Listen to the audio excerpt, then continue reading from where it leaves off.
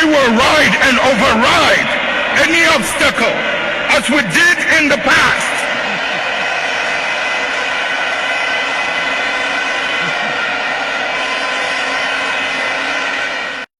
The NPP cannot be underestimated. You know it, I know it. They've been in existence for a long time and have been changing their names up till this day. The nature of who they are. Listen.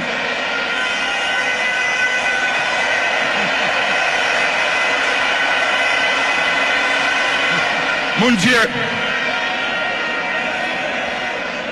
The nature of who they are, what they are, where they've come from, is something they are happy with, and they will be there for a long time.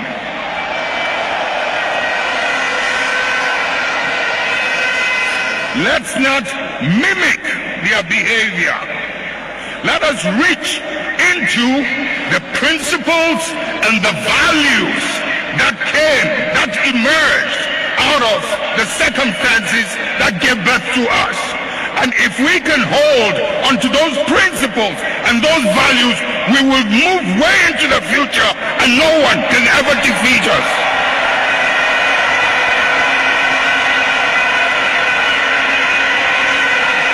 We will ride and override any obstacle as we did in the past.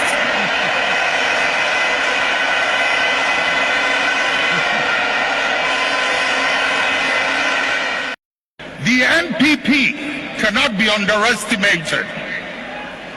You know it, I know it. They've been in existence for a long time and have been changing their names up till this day. The nature of who they are. Listen.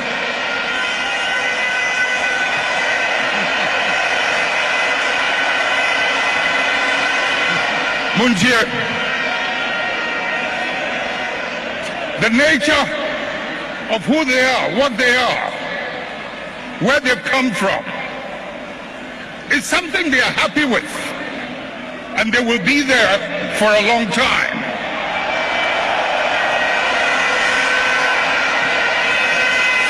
Let's not mimic their behavior.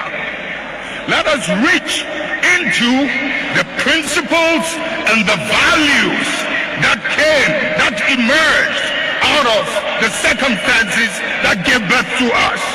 And if we can hold onto those principles and those values, we will move way into the future and no one can ever defeat us.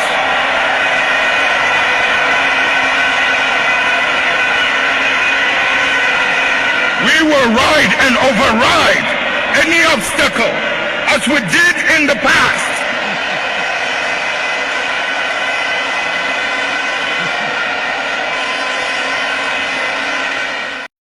The NPP cannot be underestimated. You know it, I know it. They've been in existence for a long time and have been changing their names up till this day. The nature of who they are. Listen.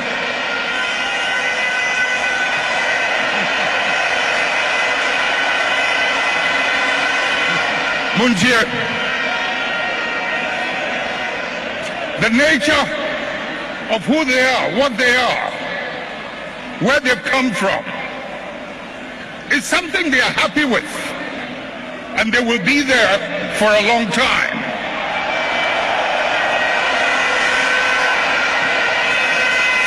Let's not mimic their behavior. Let us reach into the principles and the values that emerged out of the circumstances that gave birth to us. And if we can hold onto those principles and those values, we will move way into the future and no one can ever defeat us.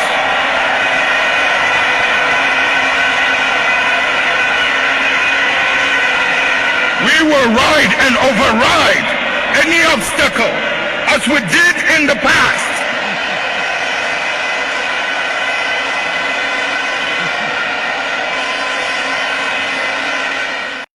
The NPP cannot be underestimated.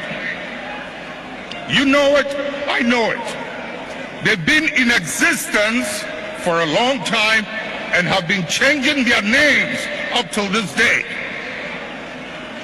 The nature of who they are. Listen.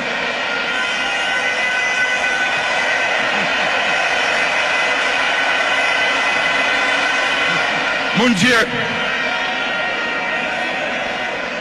The nature of who they are, what they are, where they've come from, is something they are happy with, and they will be there for a long time.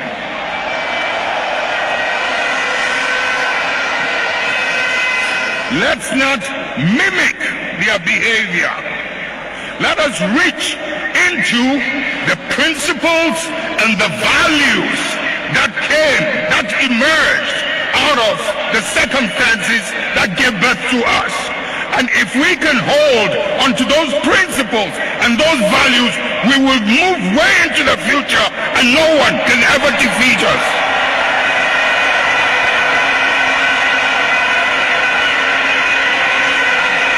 We will ride and override any obstacle as we did in the past.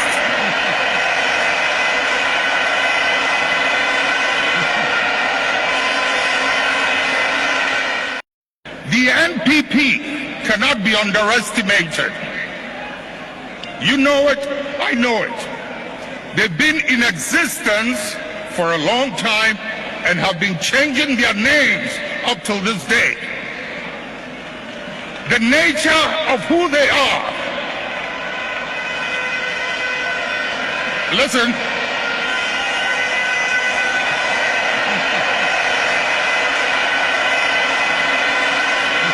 Munjir. The nature of who they are, what they are, where they've come from, is something they are happy with, and they will be there for a long time.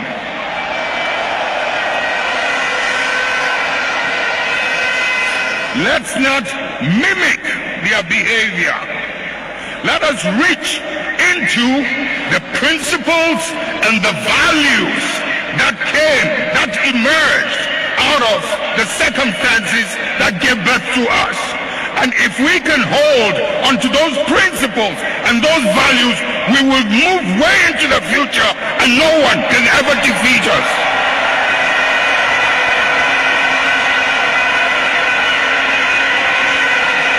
We will ride and override any obstacle as we did in the past.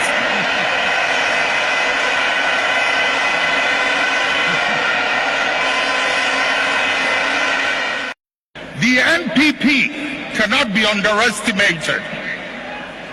You know it, I know it. They've been in existence for a long time and have been changing their names up till this day. The nature of who they are. Listen.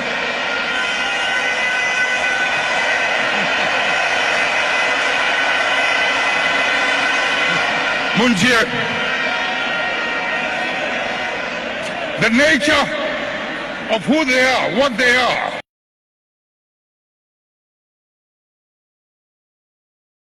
Shasi. All right, so my main mosa adewe so mesre me woniema mienu menya ne miensa so ameye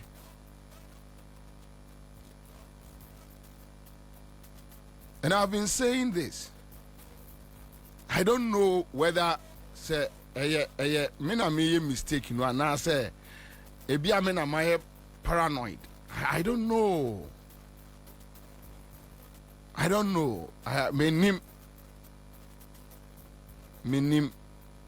Ebia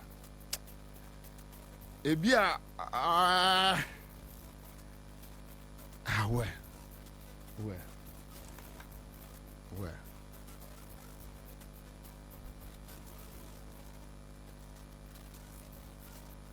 minim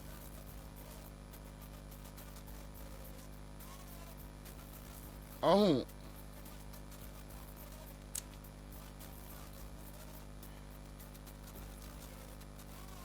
okay ebia dear let me leave it.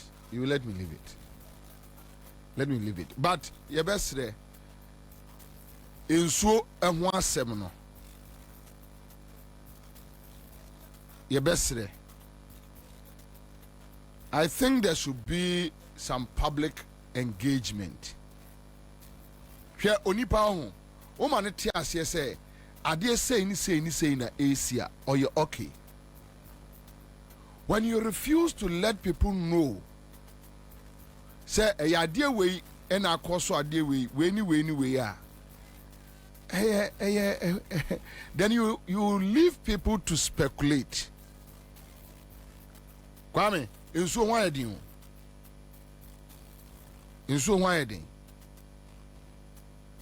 there are areas Labadi, by 1 week ni. Other places, and winning one funny thing. Ebasa on said Debbie Akwame Makasa same way. There is something about NDC supporters and those who voted for NDC. They have conscience. Enti MPP for no and on say yensu they know and yes omu nimu say NDC did just 3 months so. That is what I think the NDC government they are failing to understand. And yes, a man phone no more to aba ema NDC no enim say buy a did 3 months people they know, right? But Omo to Obama NDC no, any NDC supporters no, they are not stupid like MPP people. Makas asked me atremo. MPP supporter is very stupid. Why? The MPP supporter, even when the situation is bad, will insist it is good. Forgetting that we have gone past that age where you can use falsehood. Any patapati on the citizens. Yeah, we have gone past that. Chale, Angolana Bano, don't joke with them. Don't joke with how they think. Don't joke. They don't have time. And a generation now, Bano Kwame, they are running away from 8 years. No.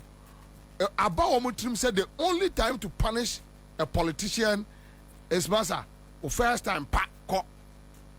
So you know what they are. You had to be back home. And Kolana Bayer, well, I mean, sophisticated, very enlightened. So my joke with them, right? So the ordinary person to Obama and this name. So this shortage of water issue and Shasiene. Kwame, last year, 2023, 2022, 2021, baby was 6 months, baby was 3 months, baby was yes, we understand. But that is the reason why Omo Etuaba unprecedented. They been see Ghana Bako Semuda. Why? Because they did not like that situation. So 3 months. We know you can't use 3 months to fix it. No way. I mean, Sabita Frache.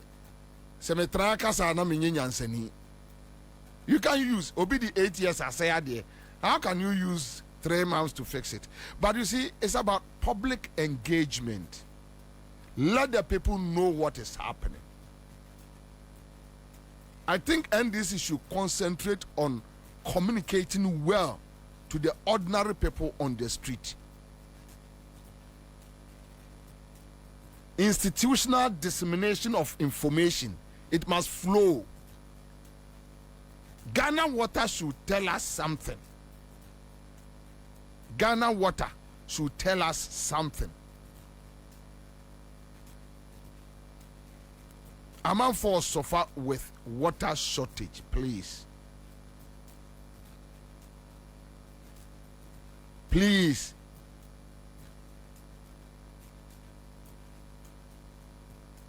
Me pacho, me nka se obi di 8 years asaya de na obi betimi di 3 months. No. Me say public engagement. Here. Let the people know the state of affairs.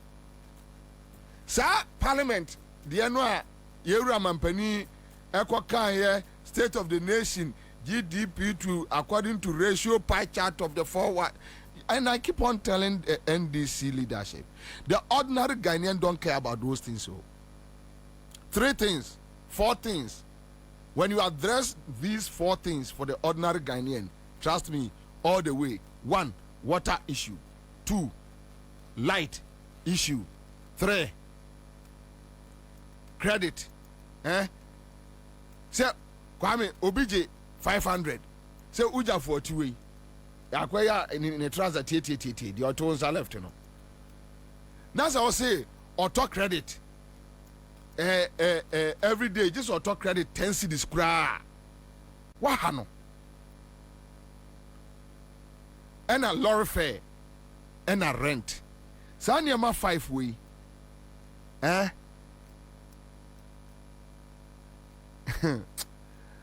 You have no idea.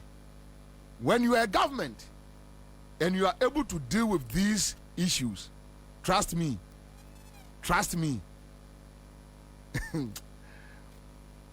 Look, ombetimi do amana chow.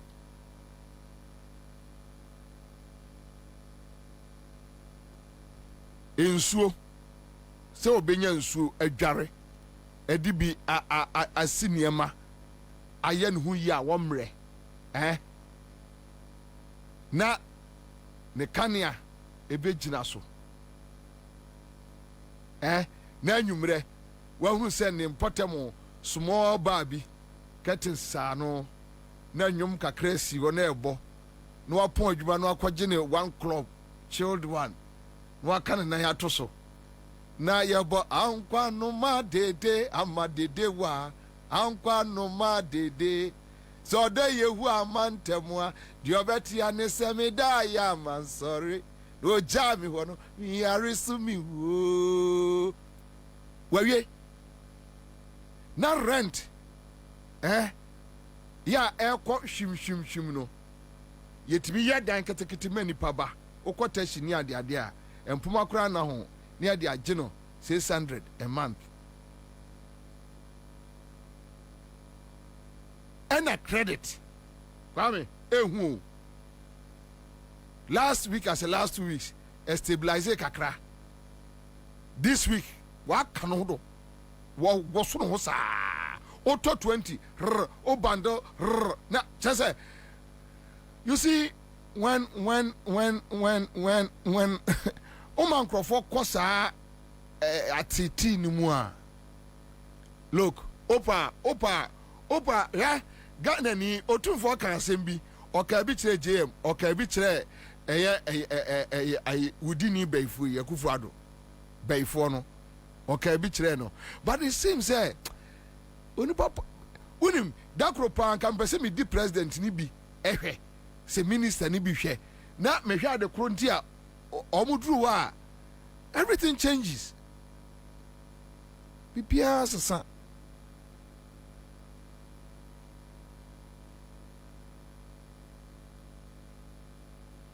you understand so mesre hwe so oluma tiemia JM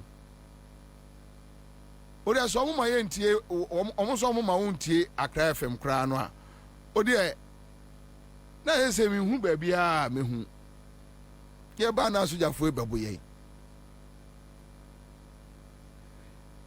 look, engage the public. Mama state institutions no yan country obi say obi and free Jubilee House na engage the public. No, I'm not stupid. Please, so don't sit there and insult me.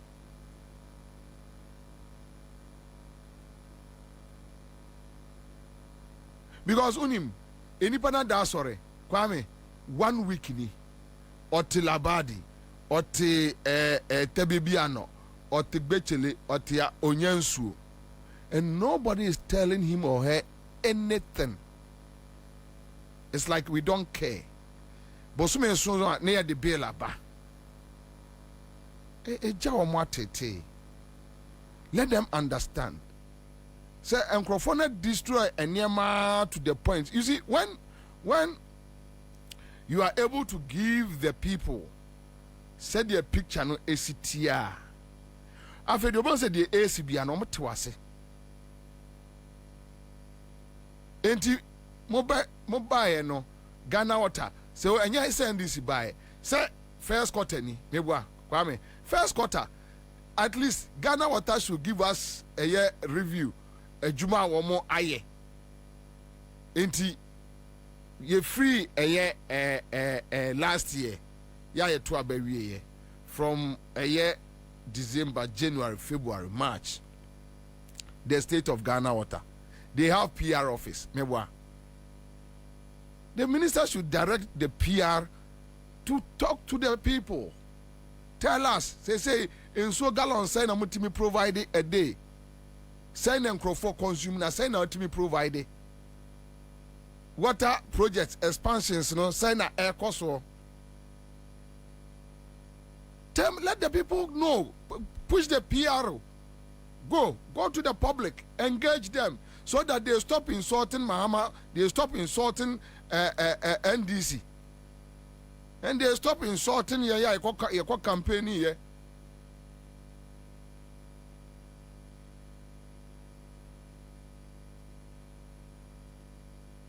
So we beg you. Why? We beg you. Yenim said ya munima memua Mate. So we beg you. We beg you.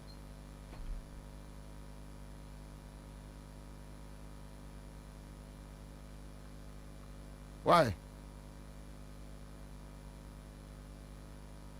I much change the Flagstaff House, Jubilee House, and can Jubilee House be. Sebi amina me cancer for me, but Flagstaff House. Why? Yes, sir. Mo de mama various institutions, no. Let them engage the public. A little explanation. Why? At least. Enra me drew Joulu. Kwame, man for so gallons. Omode sa Hubaro.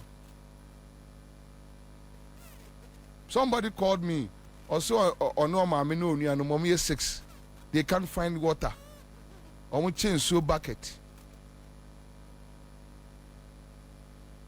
We know and starting we know. Say and starting we know. But that is why the masses decided that we don't want this situation. But I said, Mr. Kaino, yeah? Kwame, we are papa, ewofi, eh? And now we are mommy, ewofi. Nase, ada wunisika. Utimi se aduane ni fie. Kwame, frewoma. For mo transe. Tell them, oh, mema, and let them pamocho. Ebi ni ho. Nanka ebi anka enne no kese me ye jollof mamu. Mintimi nye jollof no. Mesrɛ mo aka anwa ene mo. Metimi ayi anwa mo kakra. Na matwi meko kakra. We de mumie ni ni saa ene wate. Nyame ya adoma na otwe ebesibi menya bi. na yato akokonam ne ayem kwaiwate enkola no ani beje eno omude anigye bedi awamo ne maku no, and they are content, they are okay because their parents decided to engage them. So Ghana for complaints has nothing to do say obi be performing magical. No. And the reason why Akufo-Addo the MPP any problem was the insult. When you are complaining, then they are insulting you. When the people were complaining, they were insulting them. Wako Kumase, wako tena will take FM. Obi sine kwa inye. No,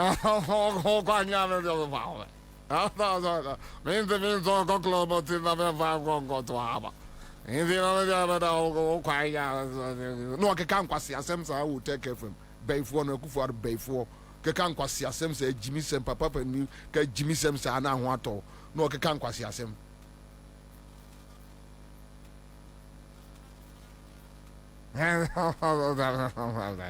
So the issue no anya se bia Ghana for so ene yi abesolve, but you see when you are able to engage the people, and engagement should not be at the top.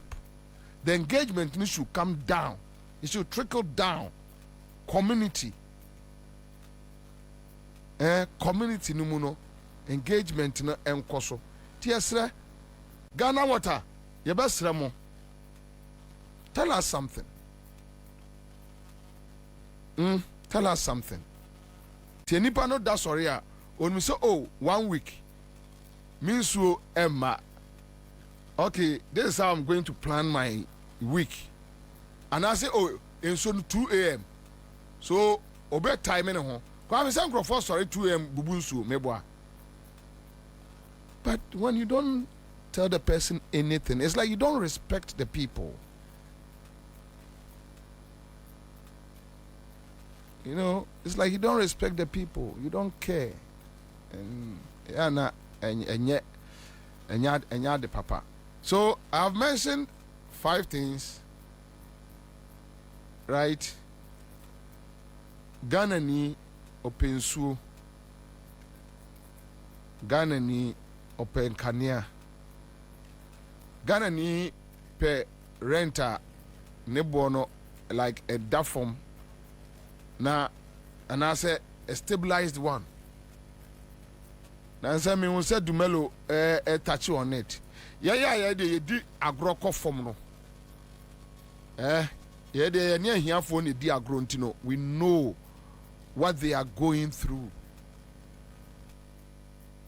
We know.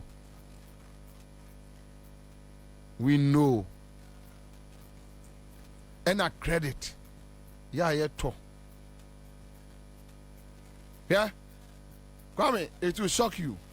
So be 50 cedis a day. Obet me at the docron and then chinam heavy. Bear and fancy 30 cedis for the day. Only debut. Or the 15 cedis be top bundle. No stress, no akoda. Yeah, a tiny depression so. Oba stress ko hwe video kakra no akɔhwe kakra no stress no obi adi nkomo kakra ono obi a chat kakra, you know, obu okra ono nko anete why bored, why frustrated. And yes, I engage with the pankwao, but so be engaged with the phone. Now phone done and change. Phone no credit in this. Phone no credit in this no. Phone no aka a battery no aka a 10% near doom because onika near. Otwanania ninsuma. And what that them na heat e kuno. Anopano so a den would have a body puno. Say, oh, 2 months arrears be a untia. You can imagine this person on Nama or an angry man. Shall I say, hey, man?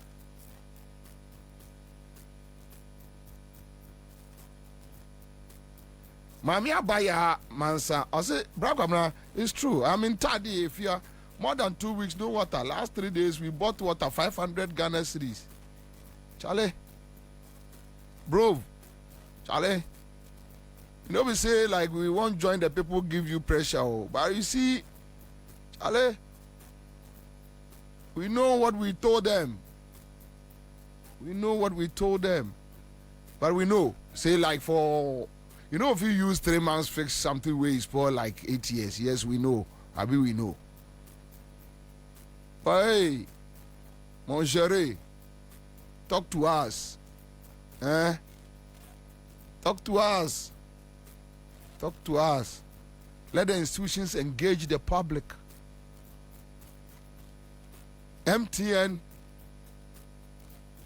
Telecel, Airtel. I don't know why. It's like the minister will talk to them and does it. They are carrying fokum. Me pacho, Sam George, me my DNA.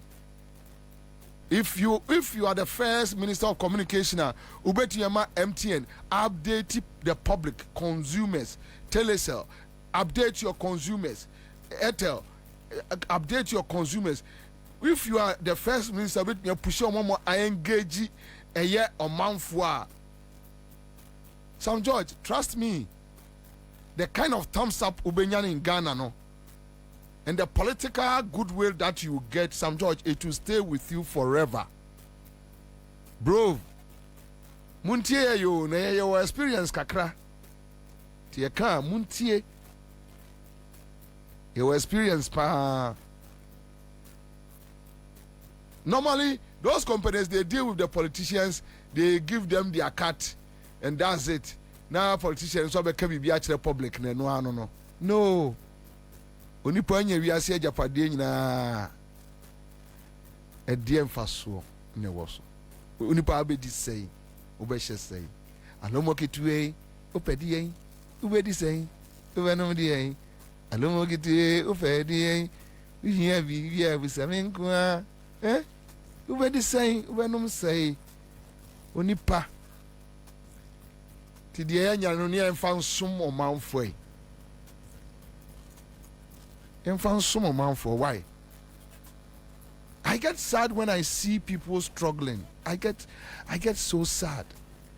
And probably that will be the reason why I can't stop radio, because I told myself that after NDC win I just want to go off.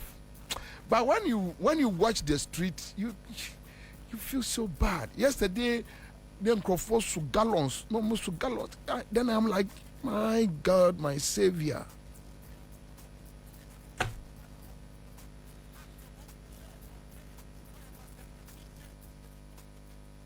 I don't like it when I see people struggling. Mempe, etete me. I just hope that our people will just listen to us. We are not giving you pressure. It's just a humble appeal.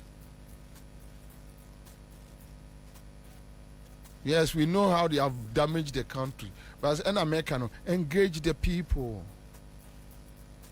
Engage them. And it shouldn't come from you. Let the institutions engage the people. Tubon say, or that's our crown onyensua or tuase. Say Ghana want him say bia a crown off for beko offer. Let them know. Yes, when you do that, you see water rationing into be far your politics, against you, MPP for no or more. No, you can't be stupid like a stupid people like MPP people. You can't be stupid like that. You can't follow them to become stupid. No. Obiani said nipa MPP ni wajimi. Even when it is bad, also is good. NDC people are not like that. NDC supporters, when it's bad, they know this is bad. When it's good, they know that this is good. And we must just appreciate that and deal with them. When you have 57%, you have the whole of Ghana in your hands. When you have 184 seats, you have the whole Ghana in your hands. Then you need to carry them along. You need to carry them with care. You need to respect the people. Engage them. Maybe I say Abrabo Ekasa. Right? Ekasa. Obakra Ompewa. ukaguna suma debia mepewo ahomti was Kwabena ne jiba koda oh how you say jiba koda ya taso was just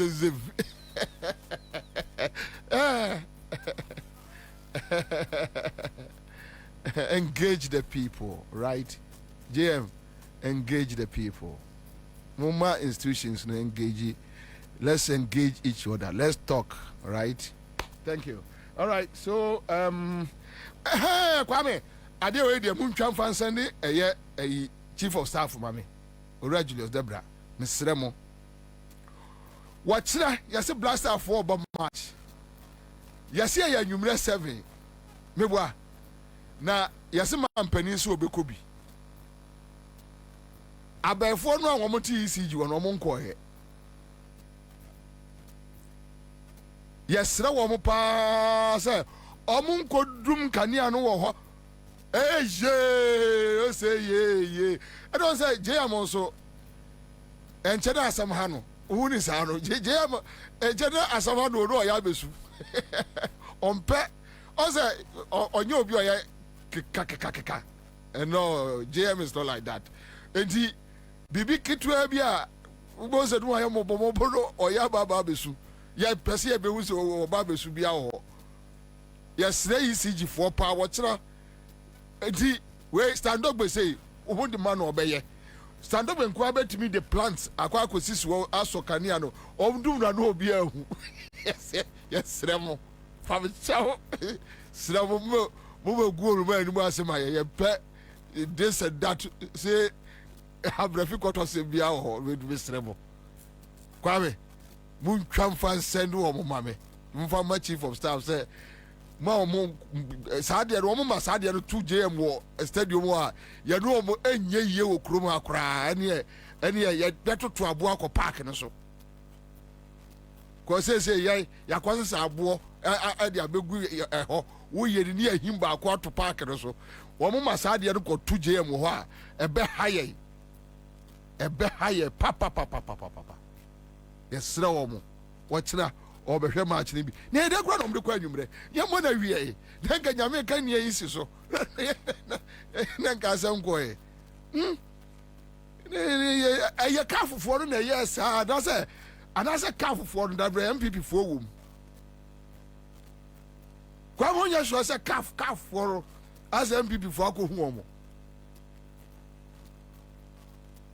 Kotoko na first no mbo Champions League Kotoko Franka Mankwa no time no 80s mu na Kotoko ni elali se wi ase no ya bae no onipa asantini wono nko an nani ate enti onua mo yenso ye wa asante mo onua bayire ye wa asante bayire ye wa asante kosua o ma mi asoma so kwa ya ka chom so pa asante akoko minim ba bia nyame bo akoko no a wasi we ya sadfako nipa santini onono British for crown form uni na Kwame na Kotoko ne that time Zamalek on say Zamalek ni elali ni eno mo manson pa wo ball mu na Kotoko ne Zamalek na Zamalek abani ahye omo 1-0 dabi omo ye ball draw enwo Kumase ena ye call ho Titifero Egypt krom kikri Kwame ya she Kotoko 2-1 na uwo hwa Kumasi uwo hwa ubon se taxis na bo aben pa je wo se ade omsi yeso tumfo Africa afofo se ayi Egypt for prayer ba ko qualified yes ya jama ye ya jama ye yo ye asati Kotoko ye wo wa be 3 minutes was a crown my di obi ankasa obuso mo say na day ya se ka afofo no otumfo afro mo saa otumfo afro mo saa omo ade akuranti yesi kro otumfo se obefre FIFA a report wo mo ai ka afofo no ama wo mo se wa fresh yesi akwa no wo mfa so omu ade isa ya tu no omu ade Saturday isa ya tu omu ade was a bit P. No, was over day. You see, Otufu afre FIFA. I'm a FIFA so afre calf. I'm yes a cow for crab say gift for. Yes, it says a can go and granny go. Yes, yes, so much yamay. No, now what Jetchin say, Otufu free will be. I just want buku. Omba book what? Say, who got you much in say Otufu free? Ha, Omba boku. I don't know. Now my befie. To him said, ya pan, why be? Your dear house, why d. Oh, now, the disciples and Monday, Tuesday, Cotofa land, night crumo. Careful for no, Buano Muade. Oh, Buano Muade. But I'm ya, and yashi. Tiano, Saro Besra. Just because Mina Nakrano. I'm not for you now. What's it? No moon. No, my friend say, on perceive about watching the dia. Tiano, a Susan Obasrea, so the fetch you are from more than because you are some okay, but you be some pan or more catch any pay. Two for Africa, two for Red Africa, or Red Africa. Tias Romo, Sanya and people for an aqua set a calf one woman dear born no quite and you rest here. Come here, born we are simple. Yeah, we are by 4 or 5. We'll be a real. You see that thing? But so many questions 7 there. Massa, watch out, ECG. And this Nibia ECG office someone to any from 7 compim tire. You have a born every Musho Musaya high. Your boy, you are no Biaquacoda. Young penning was in Biani Bia. Yes, Remo Razak Osman. Watch now, yes, Slam will be as ECG. Bono cry, heavy. ECG for that, or more. With a German quan. Ye we knew we are no coffee as a case die. Kwame, Ansah and small member swing. But quick one, GBC BB Koso. And I think it's sad. GBC,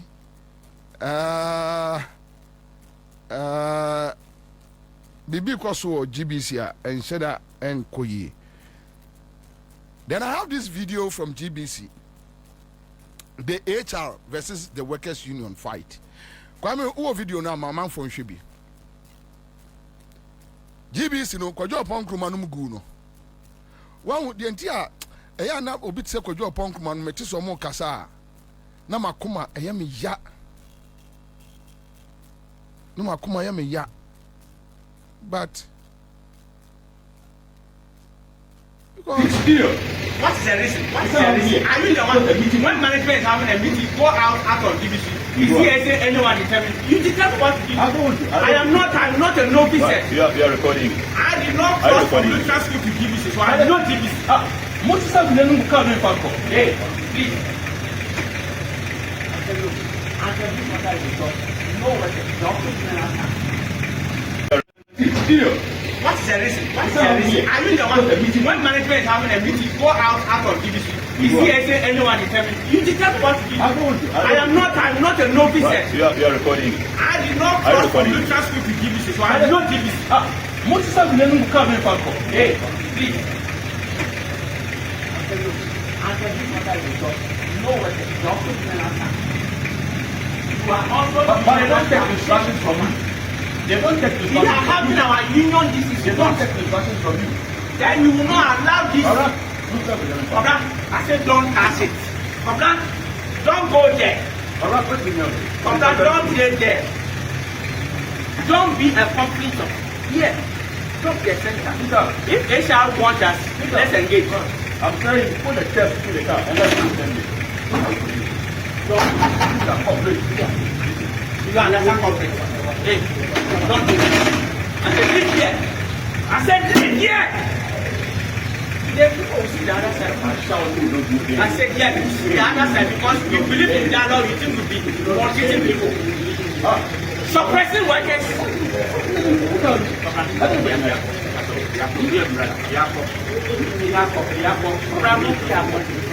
The Asian class will be should have a meeting. You can't come union program regularly.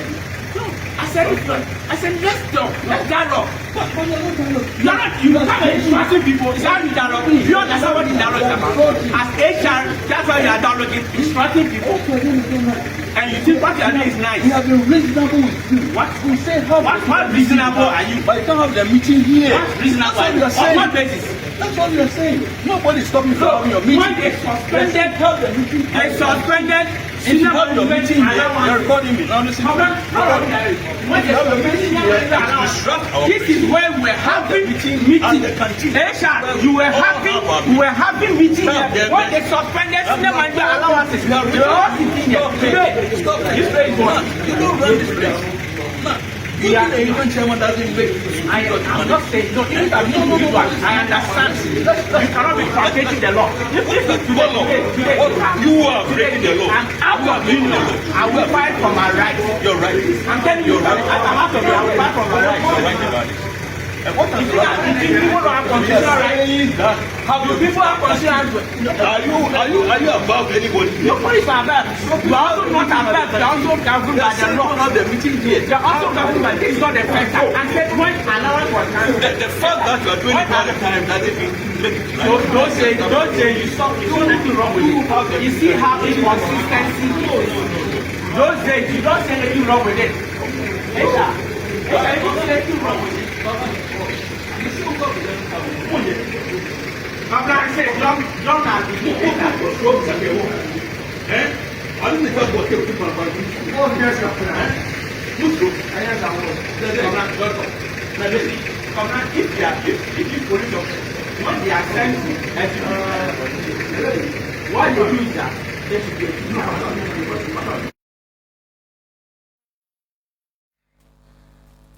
The workers' union, right?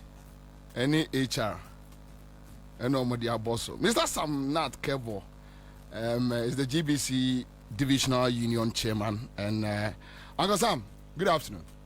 Good afternoon, my brother. How are you? I'm fine, sir. So we just watched a video, and I learned in the video you had a confrontation with the HR. I think it's a little bit bizarre, a little bit distasteful. But what really happened? It's unfortunate that the video went viral. It was about the internal affairs. I'm somebody who respects within organization not to discuss organizational matters outside the four corners of the Ghana Broadcasting Corporation. But what happened is that union and management has never been on good terms for the past years. For how long now? Be specific. Look, it's almost more than 2 years now. There was issue, what happened with management in terms of the way the corporation is being run down, where workers, their health, death has become a common phenomenon in GBC. Resignation, core workers are resigning in their numbers. So this one of the two. So we normally hold a staff debate to address some of these issues, to iron our debate if it is a petition and anything. The particular venue that we're having a meeting, we're going to have a staff debate, was a place that over the years will be holding staff meetings. Management themselves sometimes undertake activities, organize Heritage Month there, and some other programs. So meaning today is not the first time you decided to have a meeting there. Is that what you are trying to tell us? No, please. Today is not the first time. We've been having meeting over decades. But I see. It came to a point the management started having a concern over the venue of that place. And a letter was written to us. We responded to the letter and explained our position on that the union has a constitution that guarantees the freedom of association. And we collaborate with management. We have a collective agreement that binds all of us together, and we follow that to this detail. So this one too, but the fact is that it is not the venue that is the issue. I can say that management is just devised a means for us not to express our grievances. It is an attempt to suppress our constitutional right of freedom of association of an organized labor who has the economic right and social welfare of its members. So, attempt is that management wants to portray that they have tamed the union or the workers. So there's a huge suppression. So anytime there's an attempt to have a meeting of this nature, they try to pretend that the venue. If you listen to unfortunate video that you came into your interception, which was unfortunate, was that I was referring to the Ansah. When he came, I said, he started to say, you are in charge of industrial relations. Dialogue is the name of the game. But to bring people to come and then move away the chair, it's like you are descending into the gutter. And we, the union, will also not allow it. And interestingly, he didn't even listen to the dialogue that they set up and ordering the people to say, oh, no, we have some colleagues there. In fact, it could have been a different matter. I was referring to him that you recall GBC won a huge publicity over cancellation of our allowances, especially affected by the senior management. It was the same venue that we organized, the same weather. Management was so happy with it. Is it because it's in their interest? You also recall when there was a directive to down the channels of the state broadcaster, 3 of the channels, by the then Ministry of Communications. We held a debate, countless number of times. So, Mr. Nat, with respect to today's staff debate, what were the issues? The issues are so numerous. We have issue of the tenure of our Director General, whose workers, as far back as 21st November 2023, petitioned the Media Commission to know the status of the Director General, whose 4-year tenure has expired. And we wrote to our mother union through our mother union petition. We wrote to the mother union. Who is the DG? Professor Amin Al-Hassan. Okay, all right. So his 4-year tenure expired on 1st October 2023. So based on that, workers decided that looking at the situation, the near collapse of the organization, they think it has not performed to warrant a contract extension. So they have to make it known to the appointing authority. So it was written on the 21st of November 2023 because there was information that is likely to be reappointed as a DG. Mm-hmm. So a letter was written, and the union and staff members stated reasons that they think the Director General didn't do well on that, so there should be no need.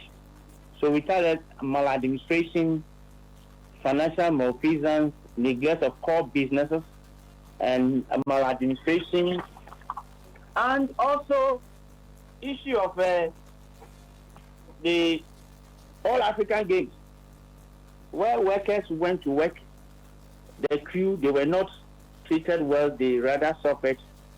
So initially we were told that there was no contract between the Ministry of Youth and Sport and the government and the Ghana Broadcasting Corporation. Only for us to get to know that no, there was a contract in excess of $3 million for if our workers who did that job at that heat time. If a year ago, this is what transpired in Ghana, All African Games. The weather was very, very hot at that time. But when you talk about malfeasance, if I do understand you very well, which means you are talking about misappropriation, right? Yes, mismanagement, misappropriation. So our petition, we even call for forensic audit.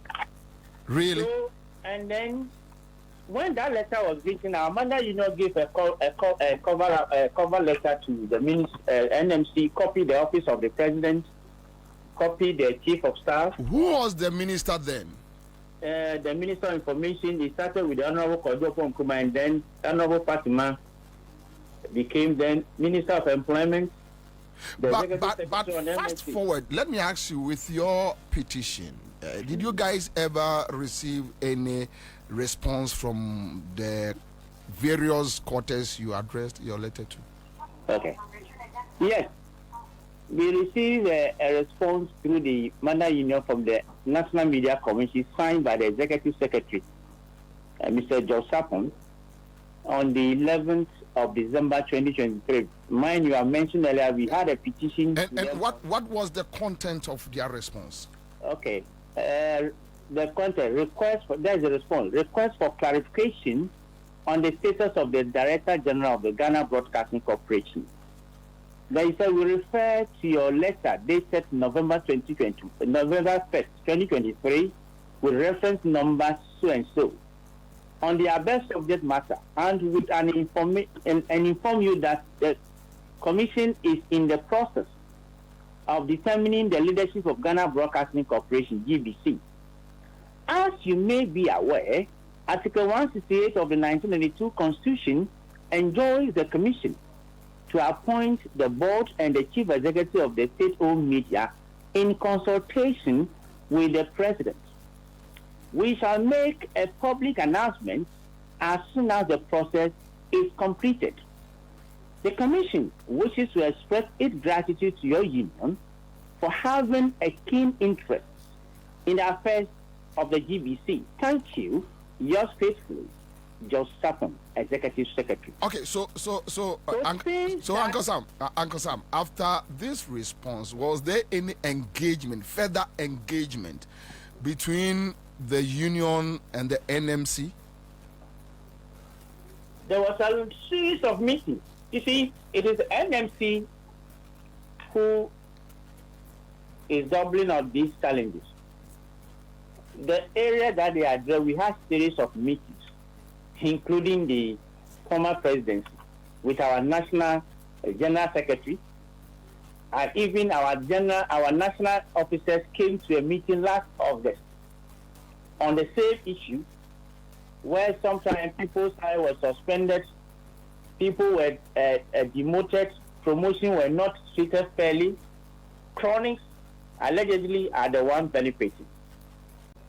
So the management, the day we're having that press conference, the same thing, they brought the issue to the fore. So our Director General called our national officers to his office and had a meeting with them while we're waiting.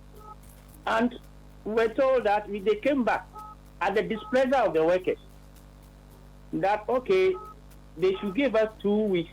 We should give them 2 weeks to resolve the issue and all those things. And they asked we were saying that so far as the contract extension has not been made public, and we think that they are still in the process. And any purported contract is subject to scrutiny and will be of what? Invalidity. That's our position on the matter. Since August last year, 2024, we've been waiting for that 2 weeks that management held, or the Director General with our General Secretary and our national officers. So the issue has been lingering on. But for the contract extension of the Director General, the workers, overwhelming majority of workers have done such a resolution. A petition 2023. So which means, Uncle Nat, which means you want to tell us that the current DG, though he should have gone on retirement, right? No, you see, we are not talking about a retiring age. It's a contract. You know, the GBC Director General and Deputy are on a fixed contract term and subject to be renewed. So he was given a 4-year contract. So currently, is he having a formal renewal, or he's just hanging in there as acting? You see, That's why I said the response from NMC that I read to you, that they are in the process of completing they're in the process of what? Determining the leadership of GBC, of the Ghana Broadcasting Corporation. You were asking the tenure has ended. Yes. And then the response was that on the 11th December 2023, their response was that is to inform that, let me read again. I'm fine with it. I'm fine. Exactly. So we, the workers, are of the humble view that since the standard practice of public organization, any appointment that is made, it is announced publicly. And we are witnessing what is going on recently. It is not in the secrecy. That is the standard practice of public service. Okay. So if an NMC who knows this practice over the years promise the workers that when the process is completed, a public announcement will be made. It is fair that since there has not been any public announcement, the position of the union is that they will believe that process has not been completed yet. Okay. If it has been completed, they would have made a public announcement to the workers, as the letter indicates, 11 December 2023 letter response from the NMC. So let's deal with the bullet points of concerns the union has raised. That's the. I thought you were. I've been called to clarify the unfortunate video that we want. Yes. No, but you explained that you guys had wanted to hold a staff deba at the location where you had a confrontation with the HR, but then the HR was insisting. I don't see that as a confrontation. I am not that type. But if you watch the video very well, I was preventing why they cannot remove the chairs. That's what I tried to do because it's an outcome to the two management and the union. Okay, you forgive me if I'm not able to choose my words right. It's a defiant positive protest. That's what I hear Uncle Nat. I understand you, Uncle Nat. But in this situation, we all know that you guys had an altercation. As to whether he's going to allow you guys to have your meeting, the staff thereby at the place or not. And that is the bone of contention. However, there were undercurrent issues. And you have touched on some of the issues about the state of the current DG or the status of the current DG. Then we just want to know some of the issues you have raised. Financial malfeasance, you have raised issue about the All African Games. What are the other germane issues currently biting the workers at GBC? Look, you see, with the contract matter, the question is, if there's any purported contract, is it going to due process as the Article 168 of the 19th Constitution stated therein, that the appointment of the chief executive of GBC or any other media houses and their board will be appointed by the National Media Commission in consultation with the president. Has that consultation not been done? Apart from that appointment, has any financial clearance been done? Because that is the law. All of us, if you are employing the public service, there must be financial clearance before that makes you legitimate, that you can be paid through the controller payroll. So we are lost, and we are contesting it, and the workers are resolved. Whether it is genuinely renewed or not, we have made our stance. It's up to appoint authority. For the industrial peace, for progress of this organization, we need peace. He has done his part over 5 years now. I think he's one of the fortunate director general. This current union has wanted to we change the narrative, because the perceptions out there that GBC union or workers, they always sack their director general or their boss. So when he came and was given 4 years tenure of contract, we resolved that we want to change the narrative by making sure, supporting him to finish his 4 year tenure. A group within some workers, when things were not going well, they felt not happy that no, if you say we should wait after 4 years, the corporation will collapse. So let's wait. So Uncle Nat, quick one. Are you guys ready to work with the current DG if the current administration, the current government decides to extend or officially extend his contract? Are you guys ready to work with him? Sir, it will be a suicidal for anyone to extend the contract as working as a result of the Director General of GBC. So which is the underlining? The organization has been criminally managed to the sense that things are not working. What is the current state of GBC? Tell us. And believe it or not, watching our dirty linen into the public. GBC land, lease and sales of GBC land, it became very rampant. So many areas, Tamale, Kumasi, Accra, Tema, Boom, Apeja, Santima, Mampuma Papim, all those areas have become like GBC have been turned into land commission. So these are some of the things, and we want. They are selling the lands. Is it? You mean to say they are selling the lands, GBC lands? You see, lease or sale, okay. Allegedly. Okay. Across the country. Okay. There are so many issues, but when you use allegedly, which means you don't even have evidence to what you are talking about. Uncle Nat. That is why we are of the humble view that we need forensic audit.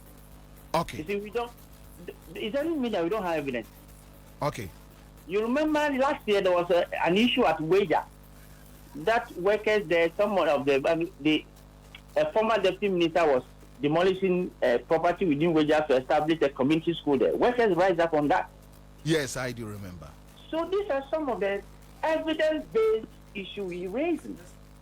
Unless the appointed authorities do not want the progress of the national broadcaster, or they want the national broadcaster to collapse. But I doubt if that is the objective.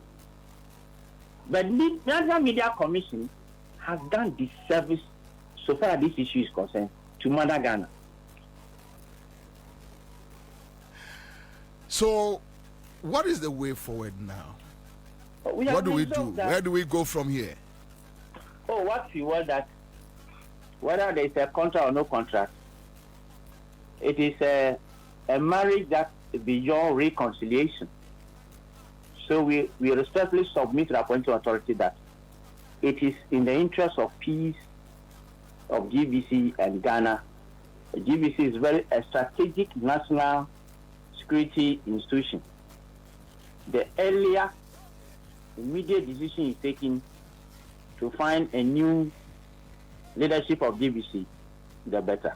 I respectfully submit on behalf of workers. Thank you very much. You're welcome, sir. All right, so thank you for speaking to us, Mr. Sam Nat Kevo, GBC Divisional Union Chairman. And you're attending kind of live on Accra 100.5 Citizen Show. Sammy, so GBC matters, and I am saying Ajiagu HR Divisional Union Atiajina. I see a confrontation, a positive defiance. Anyway, I didn't see now. They say I just but chia na chia producers in chia atifo. Yeah. And I when chia me MP. Honorable Eleclim Faustina Akuru. In Chiano, Obejuma. Na do me Kwabena for me say every ene enkosi sa fi nko na wie no. E mani titu na be sha ase abodaru.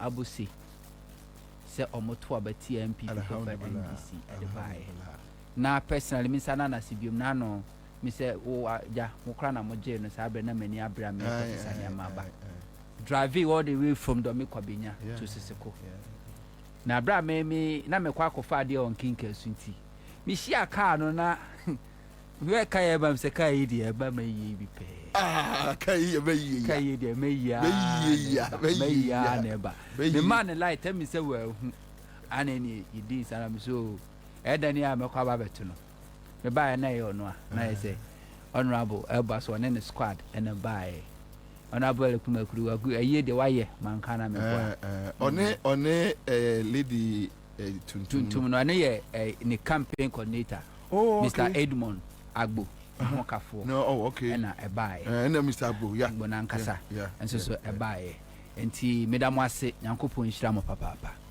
nana GBC Anyo you see Ghana for sometimes senka nyansa ni bi pa etu MPP for ho o se sa nyansa ni hunu nyansa etu MPP for say so mo be kasa kra criticize aban we yanko mo ntwen e be ka 3 months ama 2024 December about to aso na nko makasa e bedu sabre no Ghana for be kasa oh we there munya abotre MPP for ekasa as if say omu free power. Can you imagine? Can you imagine? Miss Omo Kasa na kreda krwas na me yam. Omo Kasa as if so free power 20 years ni. Asem crophobia no mo ti baby no ma ba no obi asai Ghana na. Every mess Ghana is going through today is because of MPP. Move free power 3 months 90 days cram by. And GBC is one of the many mesa MPP are leaving behind. GBC is one of the many mess MPP are leaving behind. Okohe MPP for strategy on Monday, Oma pro to GBC. Omo mentality be say, Ansah Rollins be a president. Now several years. And GBC, most of the improvements in terms of logistics, any equipment, almost umunya under Rollins government. And so they had some mentality ideas to be said. GBC leadership no are for NDC. And the MPP by and what they did was that they try as much as possible so they take total control. MDC audwa Director General hold on call her policies hold on de call her, yet they got to know say they cannot get that total control over GBC. And the young and what MPP did was that Omoya said GBC ni channel no yet on and you cry you're born for sale. Omo frequencies are more. It was part of MPP's plans and Ghana for a mistake to aba. Edema MPP and regional radio station frequencies are turning already GBC GTV omu frequencies are hold on one omu tombi enti omu ton so nko fam toma omu ton ma omu MPP fo ho enti sen komo we ni ya komo we ni ya enka omu take over GBC. The Baba say Africa they privatize it, and there won't be any Ghana Broadcasting Company a year limited series in no. The same thing. And on the year Ghana Airways MPP Ebebia. You see, give the dog a bad name so that he can hang it. MPP ba bemu. The same approach on the approach Ghana Airways.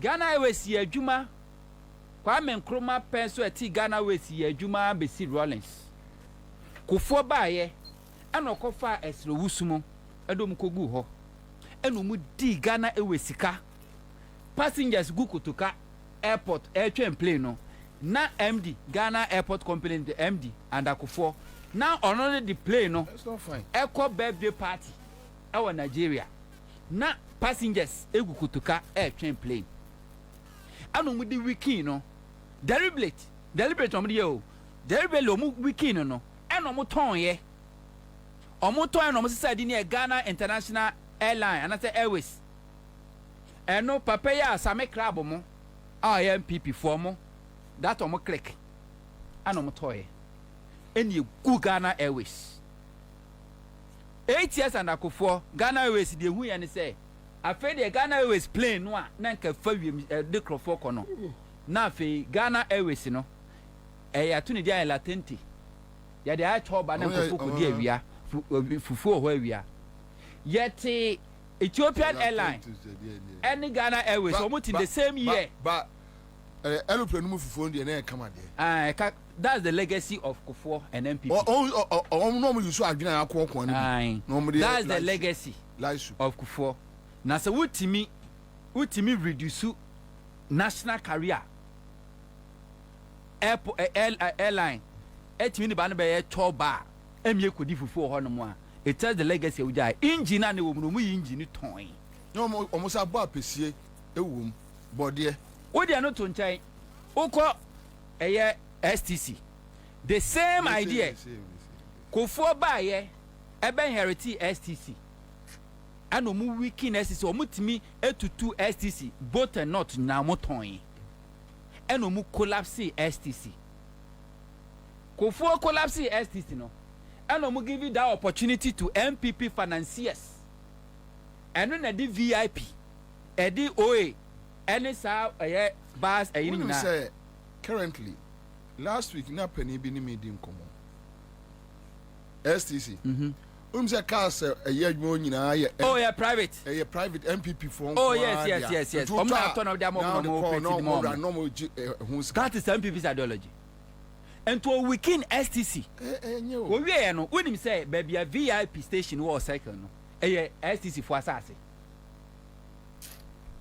STC for asase na dem VIP MPP or shed that weekend state institutional and make profits wo ba no hu saban so ewe sika wo mu a na waguno a na wa ma MPP sponsors and financiers are take over the same business enti Kufuor na VIP OA eno omo ye nyina e baaye anom ba gi STC adwuma no mugu no go and check all these private transport owners the MPP financiers Mahama baaye 4 years and Mahama sabe revive STC Samonia Madonko the late eto brand new buses edema STC sa peke ya efifi ne sia na Ghana photo oba na Mahama ne edit free power ene na MPP saba biom and Nana Komia 8 years o collapse STC am no ka say STC a collapse me say 2024 either 2023 or 2024 school na yes here kwa excursion e wo Cape Coast I was part of the committee at school niti ya na kwa negotiate nana I drove through STC yard. It's like a ghost town.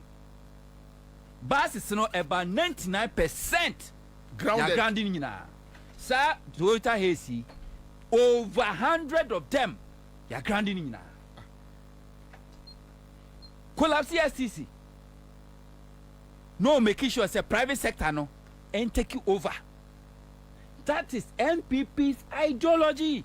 Because according to MPP, almost say government has no business in doing business. Almost say nya abaya said yes obeye juma eden for so beba. E ya nkra na was say juma no. Enti oba wo hwe state institutions no a e make profit na e wo sika no a na wa wiki no na wa ton no agu no na wa the finance I take over the business. The same thing GTV say now omo pe GTV and America the same thing. Messi MPP they all trust na se wo hwe MPP history MPP record when it come to national interest we be coming to one conclusion. Wo nipa bia wo so MPP ni a wo be hu na as a criminal. So who ni pa bia was sick and no so MPP ne no nya MPP bi who na who so ex convict on say na me catch you say a criminal organization. Yes, so who obi a was so can no MPP no nya MPP bi mu a see that person as ex convict. Now why not do say chile so no why not do say chile so no agora eu peto kwa we because asam kwa I go see papa baba this who was studio. See that person so ex convict.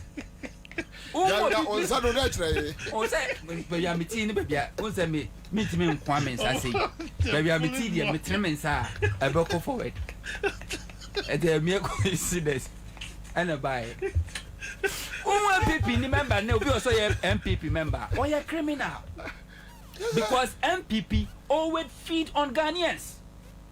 Say no Mr. That say even say current administration we DG no extending the contractor omo ne nya adwuma na nya adwuma kira ehun hia say ombe ha om na nya de say mahama na say eye efilsifo so kwache omo be ma sa they want now. You've been there for more than 4 years. O records it say energy BC the omo ya ne say ye nya wura December mu a home alone desk near cleaning da ho. What did they do? Kwakwa mfidi a GBC wo Ghana ha obia ni bi o ma dan ni nyina facilities omo wo no media house bia ni wo Ghana ha e wo bi nana hwe Accra FM class media ha mo we hwe the kind of stress our management go through just to get sponsors by GBC and GTV no they don't go looking for business sponsors na working in to give them businesses. Ye be bobo ye be ye we sponsorship international FIFA sponsorship omo na jini nyina omo ka say all African games you see na wadidi pacha anase wan samba refi we wo kura wo kan me refi kam di we so STCC na akomiyan senya ayi randiabe e party no a say adakwa padi senya say MPP for ayi NDC for adamfo no akomiyan obiti say akomiyan say nka sa mere nka bebi o Nana, it's too early to say obi will hold my sanity. It's too early in the sense that I feel now brother Wagu STC I ogu STC wagu no what say no wagu STC and it's too early to best obi to say radio is safe. Nobody is safe so long as you pana commit crime no it doesn't matter how long you see even the whether, system will catch up with the person. even whether you know the evidence backing that crime that is where the problem is when those who have the necessary information are not releasing it na akoye ake afede yese sa na fie na yaso. Another classical example Mahama di Ayalulu bae created Ayalulu system no ema developed country Europe the same thing and now on a terminal and now on a bus stop and when a payment system we use electronic card ulo do it say credit card na o say go so o kofro bus na uni mate ni asem bus na de ba ni ultra modern to the stand say one man one seat air condition what na say onya baby e charge e ye wo phone bus na disability friendly bus ni ba be si wono mo after 3 minutes say ni pa fro say ni pa fro ebetu after 5 minutes 15 minutes another bus will come na running okay feasibility say mo ye omo sha say pilot no after less than 1 year na enkrofo patronize Ayalulu no I increase over 100% enkrofo ekoho when MPP Mahama launch Ayalulu GPRTU omu leadership near MPP they stood against it they protested against it so omo mpene Emma Mahama fa Ayalulu ma omu reason is say eba be go mu business but because omu ye MPP win the 2016 election omu ba bemu the first thing they did was that omu grande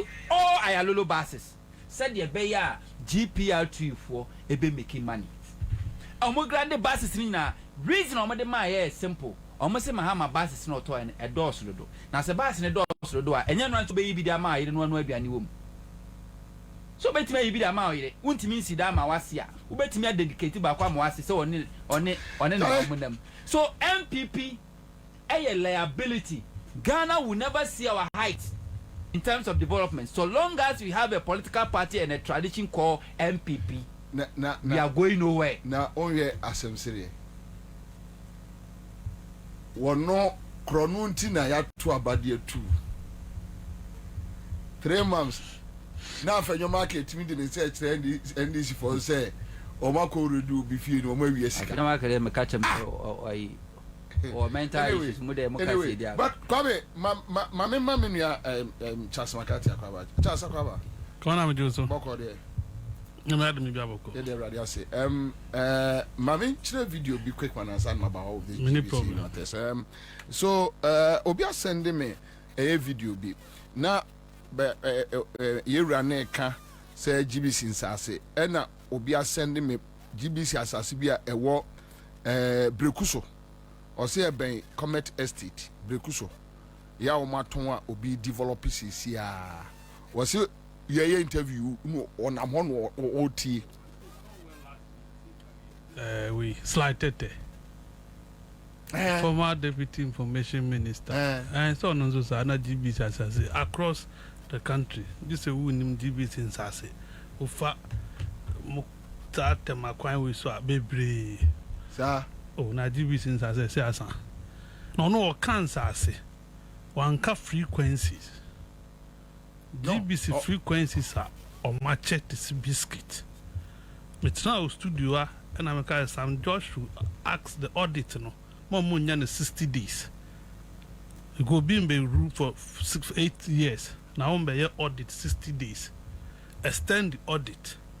And I'll be who national security frequencies are yet my individual said that. You have the report, Commander. Who you any? Omo GBC for audit report. No, do produce a more report. No, me and now we refi. Na me hwade. Studio ha. Who copy? Who produce our copy? Mo wana me dey copy. Mo wana me dey copy. Many. Me hwade. Do get it? Then I say obuano. No can asem. Enti no yes. Ansah say no maton ni nyina. Koka me kame. Omoton. And it is going. Internet bi no mo ye recommend san kemfa amamfa no mo ye media inclined. Says I'm a former boss. Thank Uncle GBC. I say, Nonco manage my, but no change man say over better. Cocoa board. So I say, indeed, he is performing better. I didn't say anything. Did I say otherwise? Issues about Me issues. some senior young babe. So who's the no more say? I say we were mumpeno. Who extending by 1 hour to GBC. And all can maybe sano or see there is no way. Or see he has criminally managed GBC. Criminally managed GBC. So I say, when you now one for a check, appointing authorities on save GBC now. I go. Saving is here. And we have video about it another day. And Thursday. Acha Monday. Give yourself Monday next week. We'll say ye. Oh. New person back home. Let us have me a GBC director general. China betches wenka. Exactly. Oh, Nana, very good. Now said your opinion can say a positive defiance, and it's true. Workers Association. Ejumafo ne nkabo munku ene kwakoye meeting. Was a company. Then who are we HR human resource manager? Was a mema munye meeting wa ha. Dan Paris ubani bini dictator. On my own trewadwen because when him say meeting no mo kwakoye no. Dania eja. Have you? And what my meeting? If I could okay. Yes. Eja na beba. Enti wo so ano ya ma munye meeting no ha si o mo kwan na HR will not act without the authorization from the DG. The DG. When you say me interview ya na obi send me private message or say ye pa yem for ye ni enchre daily graphic. Yeah. Ansah say. Or say ye di any trade daily graphic areho beba. Daily graphic me call ho. Or say ade koso no ni the wo mo si a che say. Yeah. Daily graphic properties. Say is gone. It's one of the serious. Who could do office one more? Who could do office one more? It's like a ghost town. Daily graphic is like it's just like a ghost town. Go and see their property. Yeah, I'm telling you, it's a ghost town. Daily graphica can na offer daily graphica. Offer people no to say yes people nie. Stories be bremu do. And offer daily graphica unhu so see da any other private publishers in them. ɛna ɛbɛyɛ propaganda tool ɛde ma MPP. Anybody saw send me video bi kra. Nana me I've been there. One of NDC organizer Germany, Alaji Homeboy. Na also pay publication bi a omo year in several years. And now or say me kwana me ko na mo call mo archives mu. So I went there and no kra no nana sa story na me pekeke no. For more than 1 week. Obekono yenya adwuma. Me ye follow up for more than 1 week and sana one fateful afternoon me come meet you omo. And almost me another 3 days just to get me the story. So I had opportunity to scan. Now me see a ghost town. And you. Graphic is a ghost town. Now unim. Oko Ghanaian Times ah. Ghanaian Times. Ghanaian Times kwa de ade o ma ye no enya de ketwa. Omo saase no a eda honom no. E na omo DJ no. Nipa no manager no honom no. Wode saase no a rent e de ama Lebanese. Oh, fo. Saase mu ekopie mu e wo MP anim. Kion. Ama Kion bufu efu ye no. Chese asase a wosanka wo de rent a ebia a month wo beje 1000 wo de ama less than 50 Ghana cedis. So wa gene de wo. Wa gene de ono de asase yantam no e de ama omo. Ekwaso Kion is aware and Kion are raising issues about it. Asambebo. Obi a oye adwuma employee at the Ghana Post. Ose say yehunu Ghana Post and ke jai GBC ne Daily Graphic de eka. Ose nko obo akwado obo yom no. Ose obo enka ese nkwada de abo sa no. Bebiase. Because ose Ghana Post properties need the auctioned it. Fom nyina. Omo sheda auction ye like Winning wa menyusu Ministry of Food and Agriculture. Any example? Do you know what they you can create, loot and share. That's what MPP did. Almost said that Emma won't say a bansa sinina as Ministry of Lands and Natural Resources. Almost said that Emma Ministry of Lands and Natural Resources. Extra memo at the command Ministry of Agriculture. Says Ansah Sinwa Yadiama Agric Ministry in some Jumano. They need their land. And to more air pass as an Agric Ministry no and value land no no farmer. At the same click and Agric Ministry no value land no for 4 and the ma Ministry of Lands and Natural Resources and on no two assassin. Oko motorway oko for se kra motor Boteman won't think animal farm sasa no ndom ye Ministry of Lands and Natural Resources ka so moto asase no anom da koma akwa bi e friend Jato na agreement o muni Jato no ko e ne se Jato no enko si adan Jato ye adwuma papa lawyer bi. And that lawyer sit on lands commission across government. Unko si adan and former junior officers Agric Engineering Services. Enye dodoa. Ewo amrahia. No. Dodoa kwan. Ena omaje sasase no a ewo botema ho ni nyina edi amajato. Aha de ne ka ho. Airport asage. Yes, eno no say no yi wo mu do mu kwa ha no. Ye de wa asase ni nyina ama no. Ena ya sade eye boteman. Ensase ni nyina sa amajato. Ena wo ko only a majato boss. O sa ko dari farm ho no ya amrahia ho no so a. Ehwanum no so okoye no. Yes say yin sase over 250 acres asade ama no. Na omu de amajato boss omu so onu Ghana nsase nyina on enim omu ni nyina o lecturer University of Ghana me say abandi aba Lands Commission Juma Nkrofo adi Ghana no ba Jato say obefa ne ho adi na so am for pensase na o control nsase na onim that time de no ye otwa bia no a friend this for bi no otwa bia o hwe mama no odin and I am from for nyina ajibi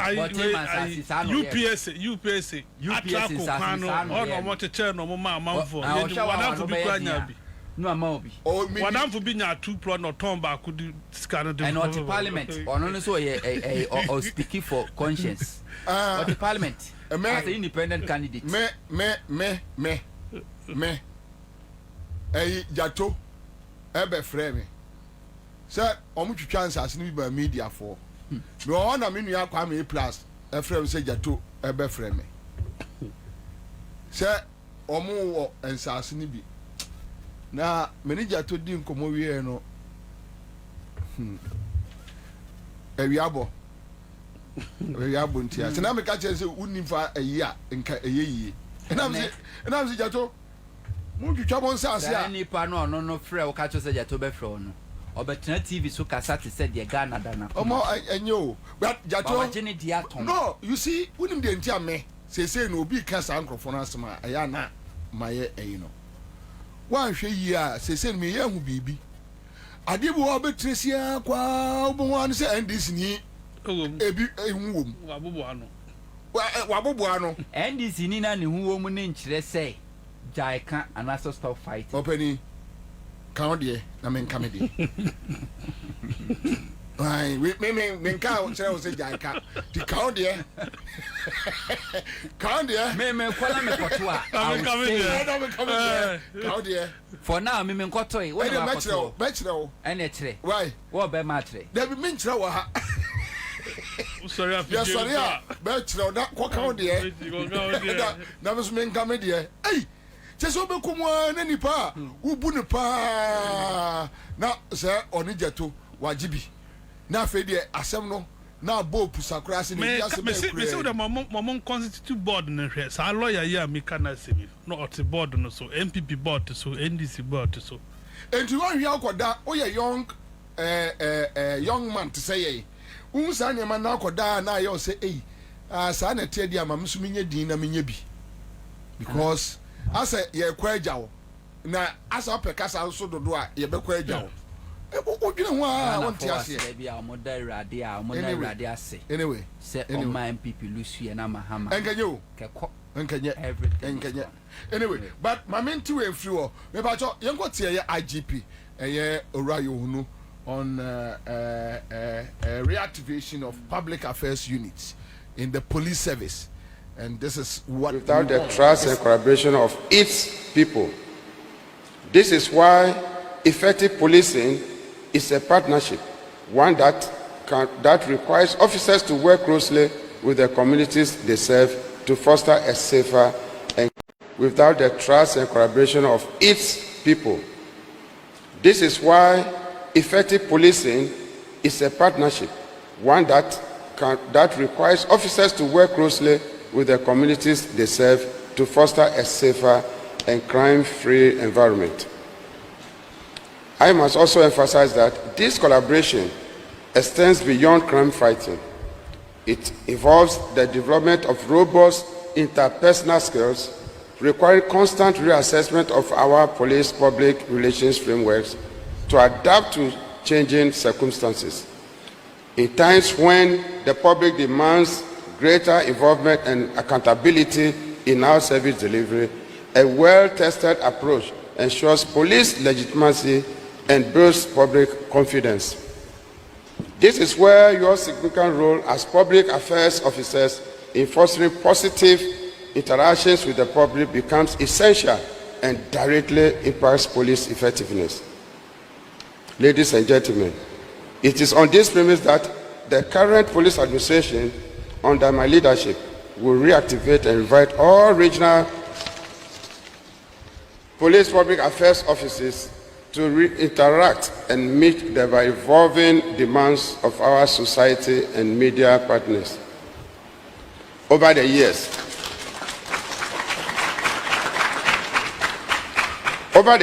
the media has been a key stakeholder in crime fighting efforts and has influenced public perceptions of our work in numerous ways. Therefore, it is imperative that our engagement with the media be intentional, professional, and instructive, strictly aligned with police directives, particularly Service Instructions Number 7 SI 7, which provides clearly the guidelines for this engagement. As police public affairs officers, we are responsible for managing the relationship between the service and the media, always guided by the core values and ethical standards of the Ghana Police Service. IGP. Ma mencha the reactivation. Mencha wona mencha wati for ne ahwefo awia wi. Kona we permit me 1 seconds be member reactivation or IGP dey. But I think say we arrest no. You see national security for call BOG fee. You will come there. Oh, sir, okay. Okay. Me feel say nka huntia. No. You see, you I'm fairly vindicated. Me happy. Ya ye kasama no na ye nimu no. Na ye hope so oba obetimi ayebi. We ye adeba kwa Ghana nyina kasati aye so police administration untimi direct attention to the IGP. Say obe block all the regional communication public affairs unit na udi abetu headquarters all cameras on IGP. You will not say on you be a obebe yes ade no enti obayi and chill 1 week grandma mboa. Yeah, 1 week because last week Friday and almost swearing in until our china 1 week and ne your bone din ne 1 week in you will know assemble public affairs department across the country all training now commander one he has invited old officers or more must serve in that capacity before to say DCOP Kwesifori. Now he is one of the facilitators.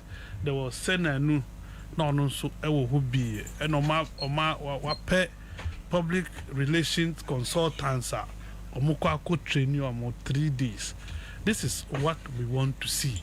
You know, I demonstrated 39 years in Ghana Police Service. No, enye foto twa, enye kokoto, ena enye dame bo. Kasi police ya, sheye udi betu na kwemu na waye. Na enye quotation na onam ho mwase akoko ansu aboro no. Enye no. Enye ne su ukwa akosha amanfo atisi momfa aban kokot. Enye ni bi. This is a better start for your own administration. It's a police for now. Kasaniaji and we share video show when him the way almost an IGP or Corano chia amount. Oh, come on, they been see that down so you who know now you won't know Mompedin and Tremo. One at I won't. Yohonu. No, Gadangi, Yohonu. Or be chairman, banana per confirmation. The financial not said that be. I know me, the channel, the ball me. Confirmation, one you mean, and let me say, I could go and tell about. Can you even tell no one confirm?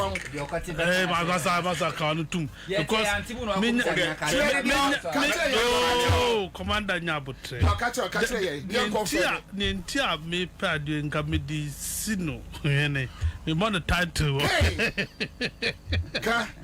See, I got me demand a title. You see, your whole.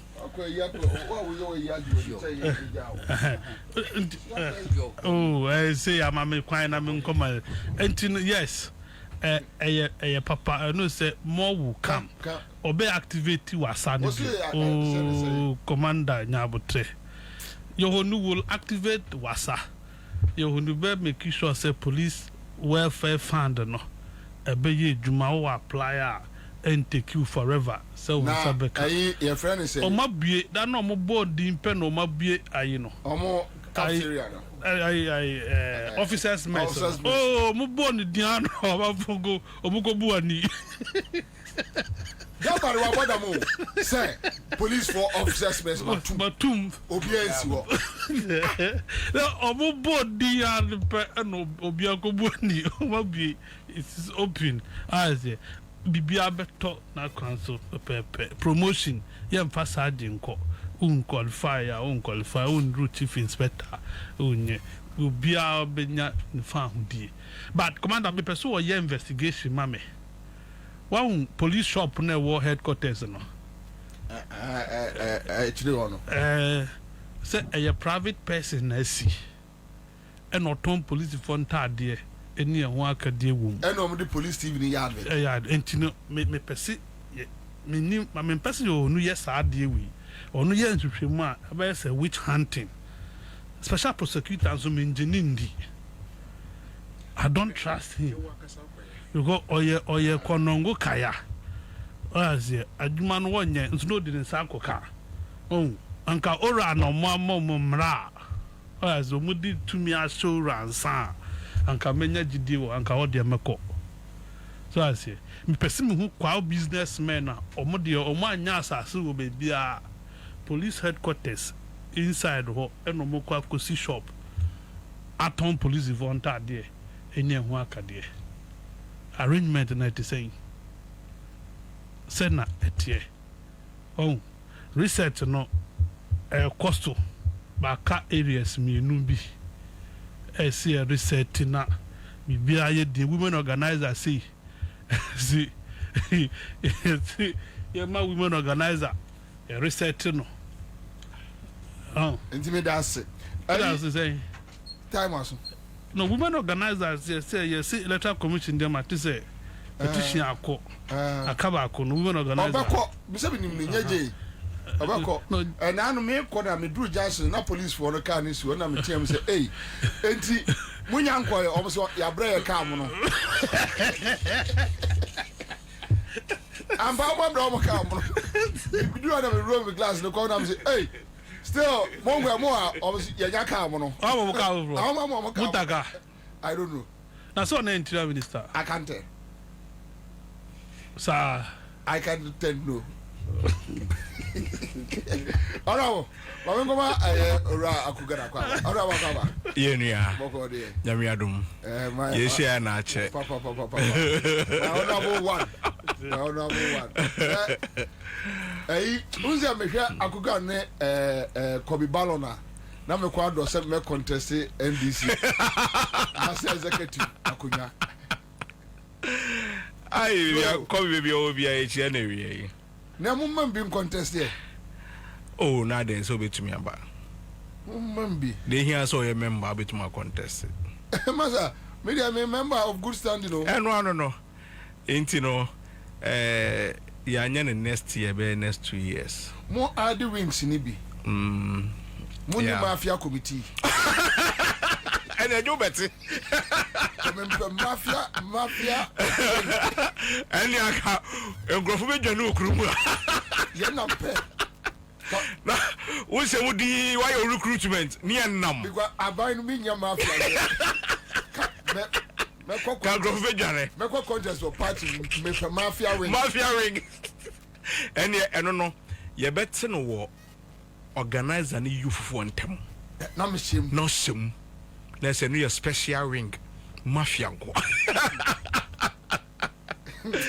ai rade anyway afin sia paso afin ko be san yo but I don't know GBC issues no what yeah and evidence say me nuanu mienu a me nuamo studio e friend say media persons now almost so na omunim kwan a omuka say GBC die omudiji no de ye is untouchable aban bi antumi mfa ne sanka enade but enye no kre hwe ye hwe GBC Ansah asemi wa wonua a owo ye friend say de no call Gihok Kofi Juma Gihok Ansah nyina waton Ow. Watoma real estate. Say you're one a shasio, say you been a shasio, meet me new one dance here. But a net oko gihoka. Almost sa singing night from wishing na asa. Na minia. Say wouldn't my dear na before they would any bebum. Unim de mea. I just say enema for no. Ya dreams to shut. But what they can't want so now ye in a frame because on so if ye a quick kakra. Kwame Nkrumah echitre Ghana. Otumi hu say maminya asase we Emma GBC. Maminya asase we Emma Gihok. Maminji asase we ma STC. Minji asase we Emma eku. Sebe oye motorway kra no. Oja ekwan wo ho Senebeya, se population no a grower, we can be able to expand the motorway enka obia into all 2 lanes here, 2 lanes here no. No assign so add 12 lanes because that should be a humbe here amo Ghana. Edru yen so no. Yen tumi amfibi anka ho. Na mum yen nyina yeni esan so hye Kwame Nkrumah de anim. It's sad. Enumu ena yedidi eko. Wonim de ntia na nka me ya na me mo oh say mo kan say kire ya. Eye me makoma ya na ye Ghana ni so ya say yenim se gi okinsase ko GBC ko yenu antobo Ghanaian Times obi sende me a Daily Graphic obi sende me Ghana Post Okotamala GBC baby am workers Bangalore use microphone. They are Chinatown. China. So question am for bisane say mu betimi retrieving it back. Se mu ntimi dia ne kaya moso kra mo makoma anyo mo ya nkaye. Cause as obi afaye atwie di fala. You see no crane say ebi wo ho abetumi age. Ebi wo ho a omo ankasa so ebi kra de aba. Se yempe ho asem yempe court yempe edi wo. Ya mo nkire ye. Yenka se mu wodi. So nka Ansah ase no asiaba Ansah ase na ba na de abakrum. However, the almost see a dan was so the dano. And no, it's difficult to retrieve it. How difficult is it? Because what's it down massage so I'm massage na me. McCarthy, ordinarily it is easier said than done because okoto wo obi a aban abanu tumi ho so onhwe so to legitimately no okotoe ade asisi ebisa ne se nipa kro na aban emma no kwan se onbo Ghanafo ejapade ho ban no ede ne asisi ede no come on show mo me that is where my emphasis are always at because wona yedi ade we amawo se Gihok hwesoma yen eye nyina ye dia na the most pathetic thing ne say asase a opebi ewo Kwabena obenya no dollar okwa masama 50,000 100,000 enade omo ton so no 20,000 40,000 in prime areas. Bobie Ansah inti safo no edie na omo hweye Ansah na omo de sa nsase no echeche me oho ena me problem wo because obi akwakoto awie yamano your friends a purchase certificate or saden wako lands wako sesa ewo ni dem edimu wasi edan kese esiso. What can you do? Demolish it? Odo kokota aban besan so aboka. These are the painful things, and these are the same people a omo boye abrowie akotena fie 2 days omo magana for enna they be omanu big radio on TV so as if they've been in opposition for 5 years or 10 years. Omo magana for aso enkwedidie omo and I believe say as I said Ghana for yeni omo edi. You see, yes, GBC the functions, you know, it is not as it used to be. First, na security area. Obia yekua the first target ɛyɛ GBC ɛno betuma yɛ cool aba Accra FM no aba by announce so why yɛ cool. It is valued as wako GBC because they're the same thing. But no interest say we have not got any purpose or any plans for expansion. Sometimes oshe baby workers nipu if etie omuba ejuma na se opese ode asase ekra emma obia you don't even negotiate say bia who see a friend is saying 10 floors GBC my 5 na for 5 year contribution asase mo nyune workers eho mo sorry mo se mo autonomy mo a friend say tenure of office sa nyema nyina no ese say eso etwa because we have had proven records of people who have criminally manhandled their offices na say ni pakro yi epre tenure of office memre ensonya obi entumi ewa ha president ko 4 time yet say your friends say proceed on leave yet proceed on leave satam even and you see as we speak now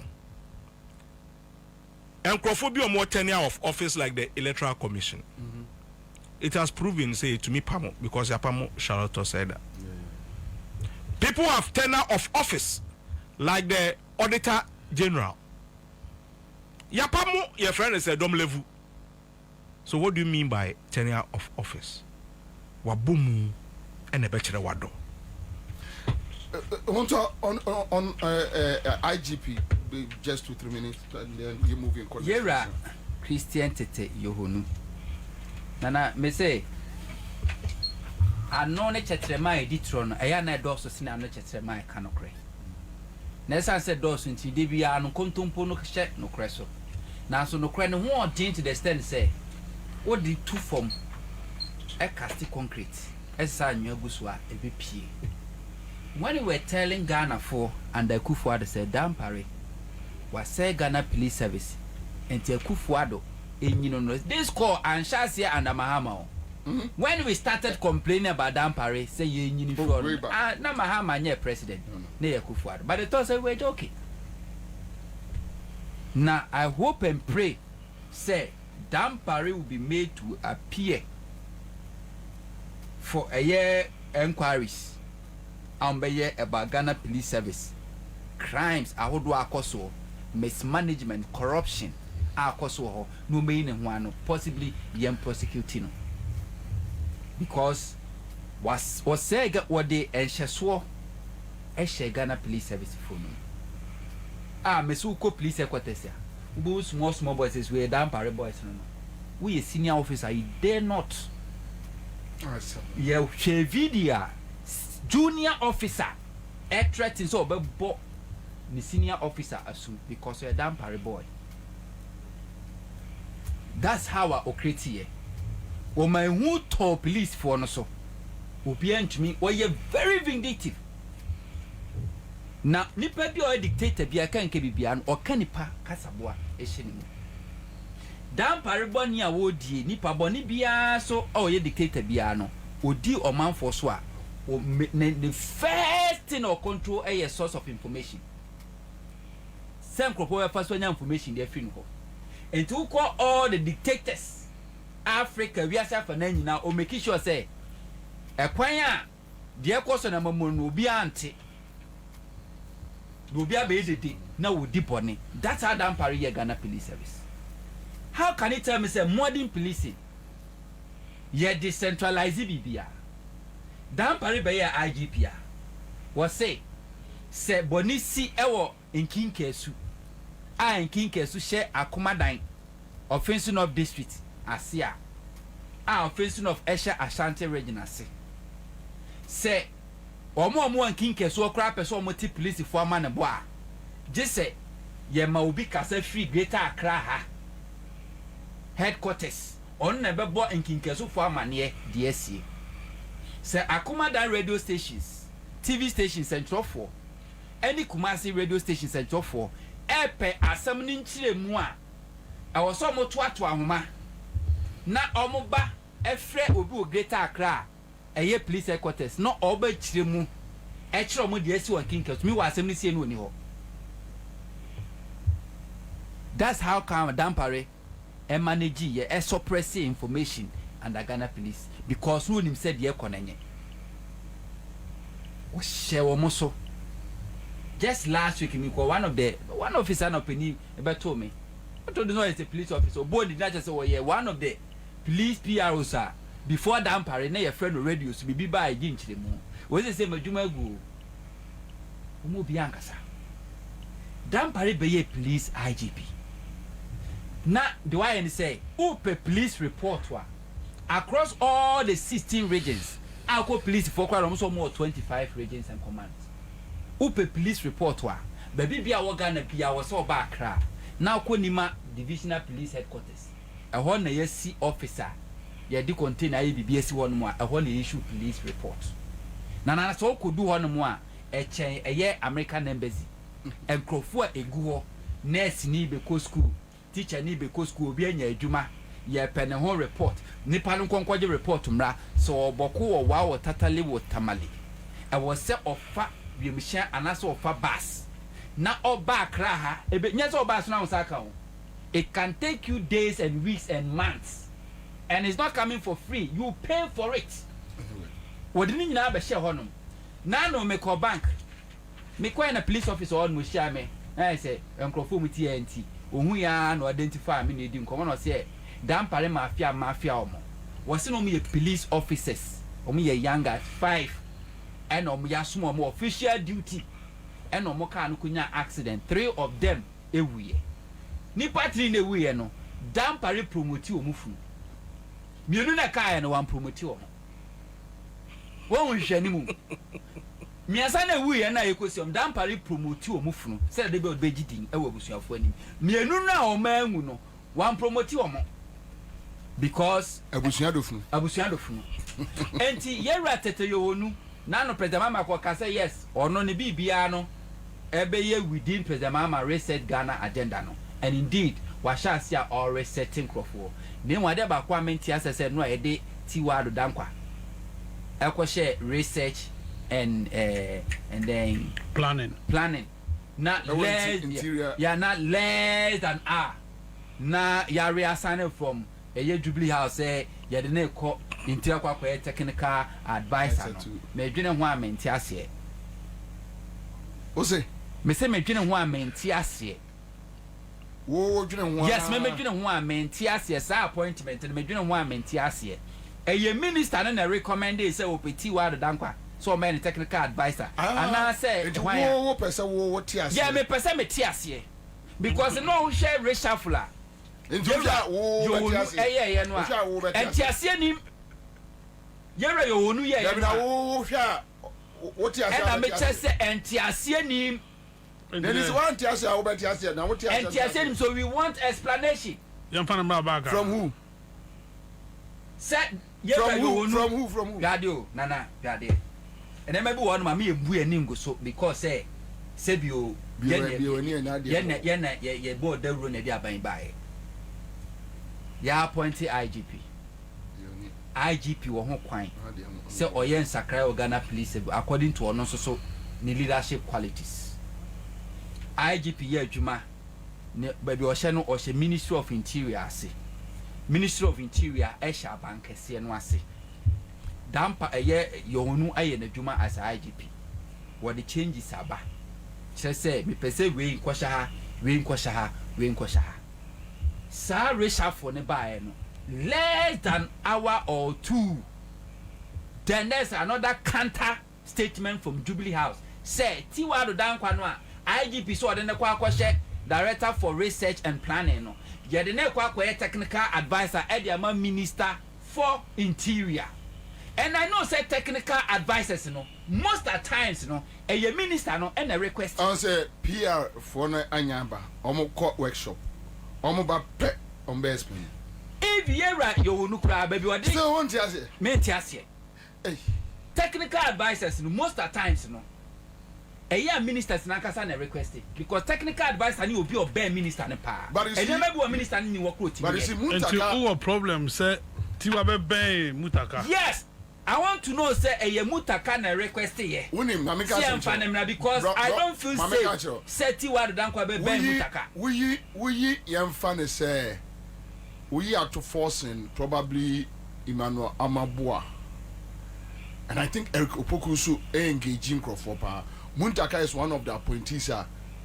We're very open for conversation and find time and call him. Yes. Why? But there's nothing to stop. No, say you didn't call. Say please media don't call workshop. Obi wa workshop. I know somebody. Yeah, Obi wa. No one here. Okay, in the answer. No. That's it. Live in Accra, 100.5 city.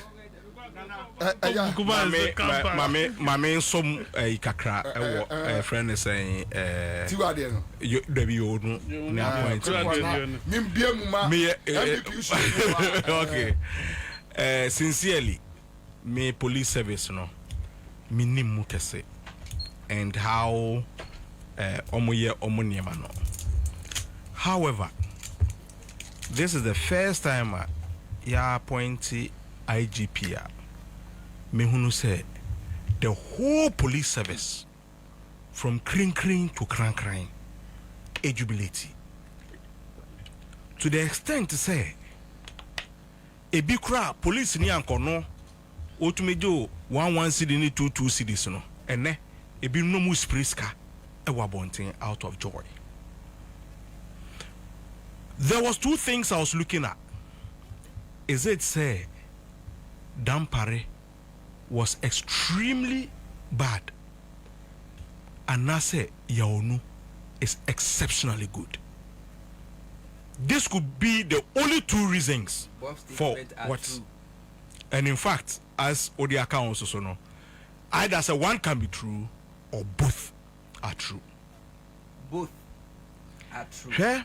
Before the elections, police phobia omoba party office. Special voting yen tokwa.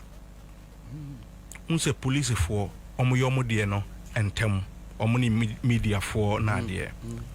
Baby awo bia no o command e to make a trial so ma monye mo arrangement e wo ho ye hu nipa dodo baby ombe kokoto aba e wo ene sa arrangement no. For the first time, yesu bia nkoni krum yamamu 2 days. Ebi call yeso so no omo office mo krata ebetumi amomo ato aba. Hey. So I started me who sa video na me started say sometimes no ye wo errors bi wo ho a obi yes obetuma ko na bia mistakes bia banade. But the moment sa issue e ba ya ye bo din a jubilation by no me started semene baako to baako ano hwe am robbery a esi wo a friend is saying Jamestown very bad one na robbery ya che camera car no camera no achi nipa ye hunu say enkrofo we na yeye omo say ampa ye na yeye na mum ye enkrofo a omo ka ye ho no omo ahyiaman yenko ne yenko chiom police ni chiwa utimfinfin baako to bonkum baako to nifa e wo back seat yetumi etu car na mo say mudru scene ho no wonuma ye baba chiom no e start so mututuo etuo na mo police ni na omo chenchenchen no ewura omumu akwakokunduoti mfinfin no ono ne point of investigation na say ne story e ka kire wa ne say sa robbery case no ewu sebe obi a ode wadwene etoato ansam so no you see say omo a omkoye sa investigation as a car ne 2 year call Ashiaman purported to be looking for another set of the armed robbers no. They are part of the armed robbery gang. In fact, my suspicion is omo ti omo nchen e wo car ni mu no e na ba ku shoot no. And that was the target de ko say mo ye kwa kokum se ne be ye mfa mo enko baby ma omo ka bobodin e say we ka ho anase we ni e boss anase say case die. E na oti bi wo obi ono ye cheni ne nsa yɛde ne kɔ crime scene amana kɔkɔ pointe nkurɔfoɔ no ɔno tu yaka no besi ne ahyiaman particular place a shooting ne kɔɔ so yɛnim area because unima na area for no betumi aka sɛ yɛte gunshot bi anase yɛte bibi ebesi ne yɛante hwee and yɛada asɛm no so no investigations. The joy Ghana for Ediesia Yohuno no. For me, I don't know what special or speciality he has or what special he's bringing on. But you say who much is given, much is expected. Ne patre say owojuma sono and kakra mate any action ketinkiti bia mi ankasa mehunu no. I can see say there are better days ahead. That's it. And also, a police for your concern.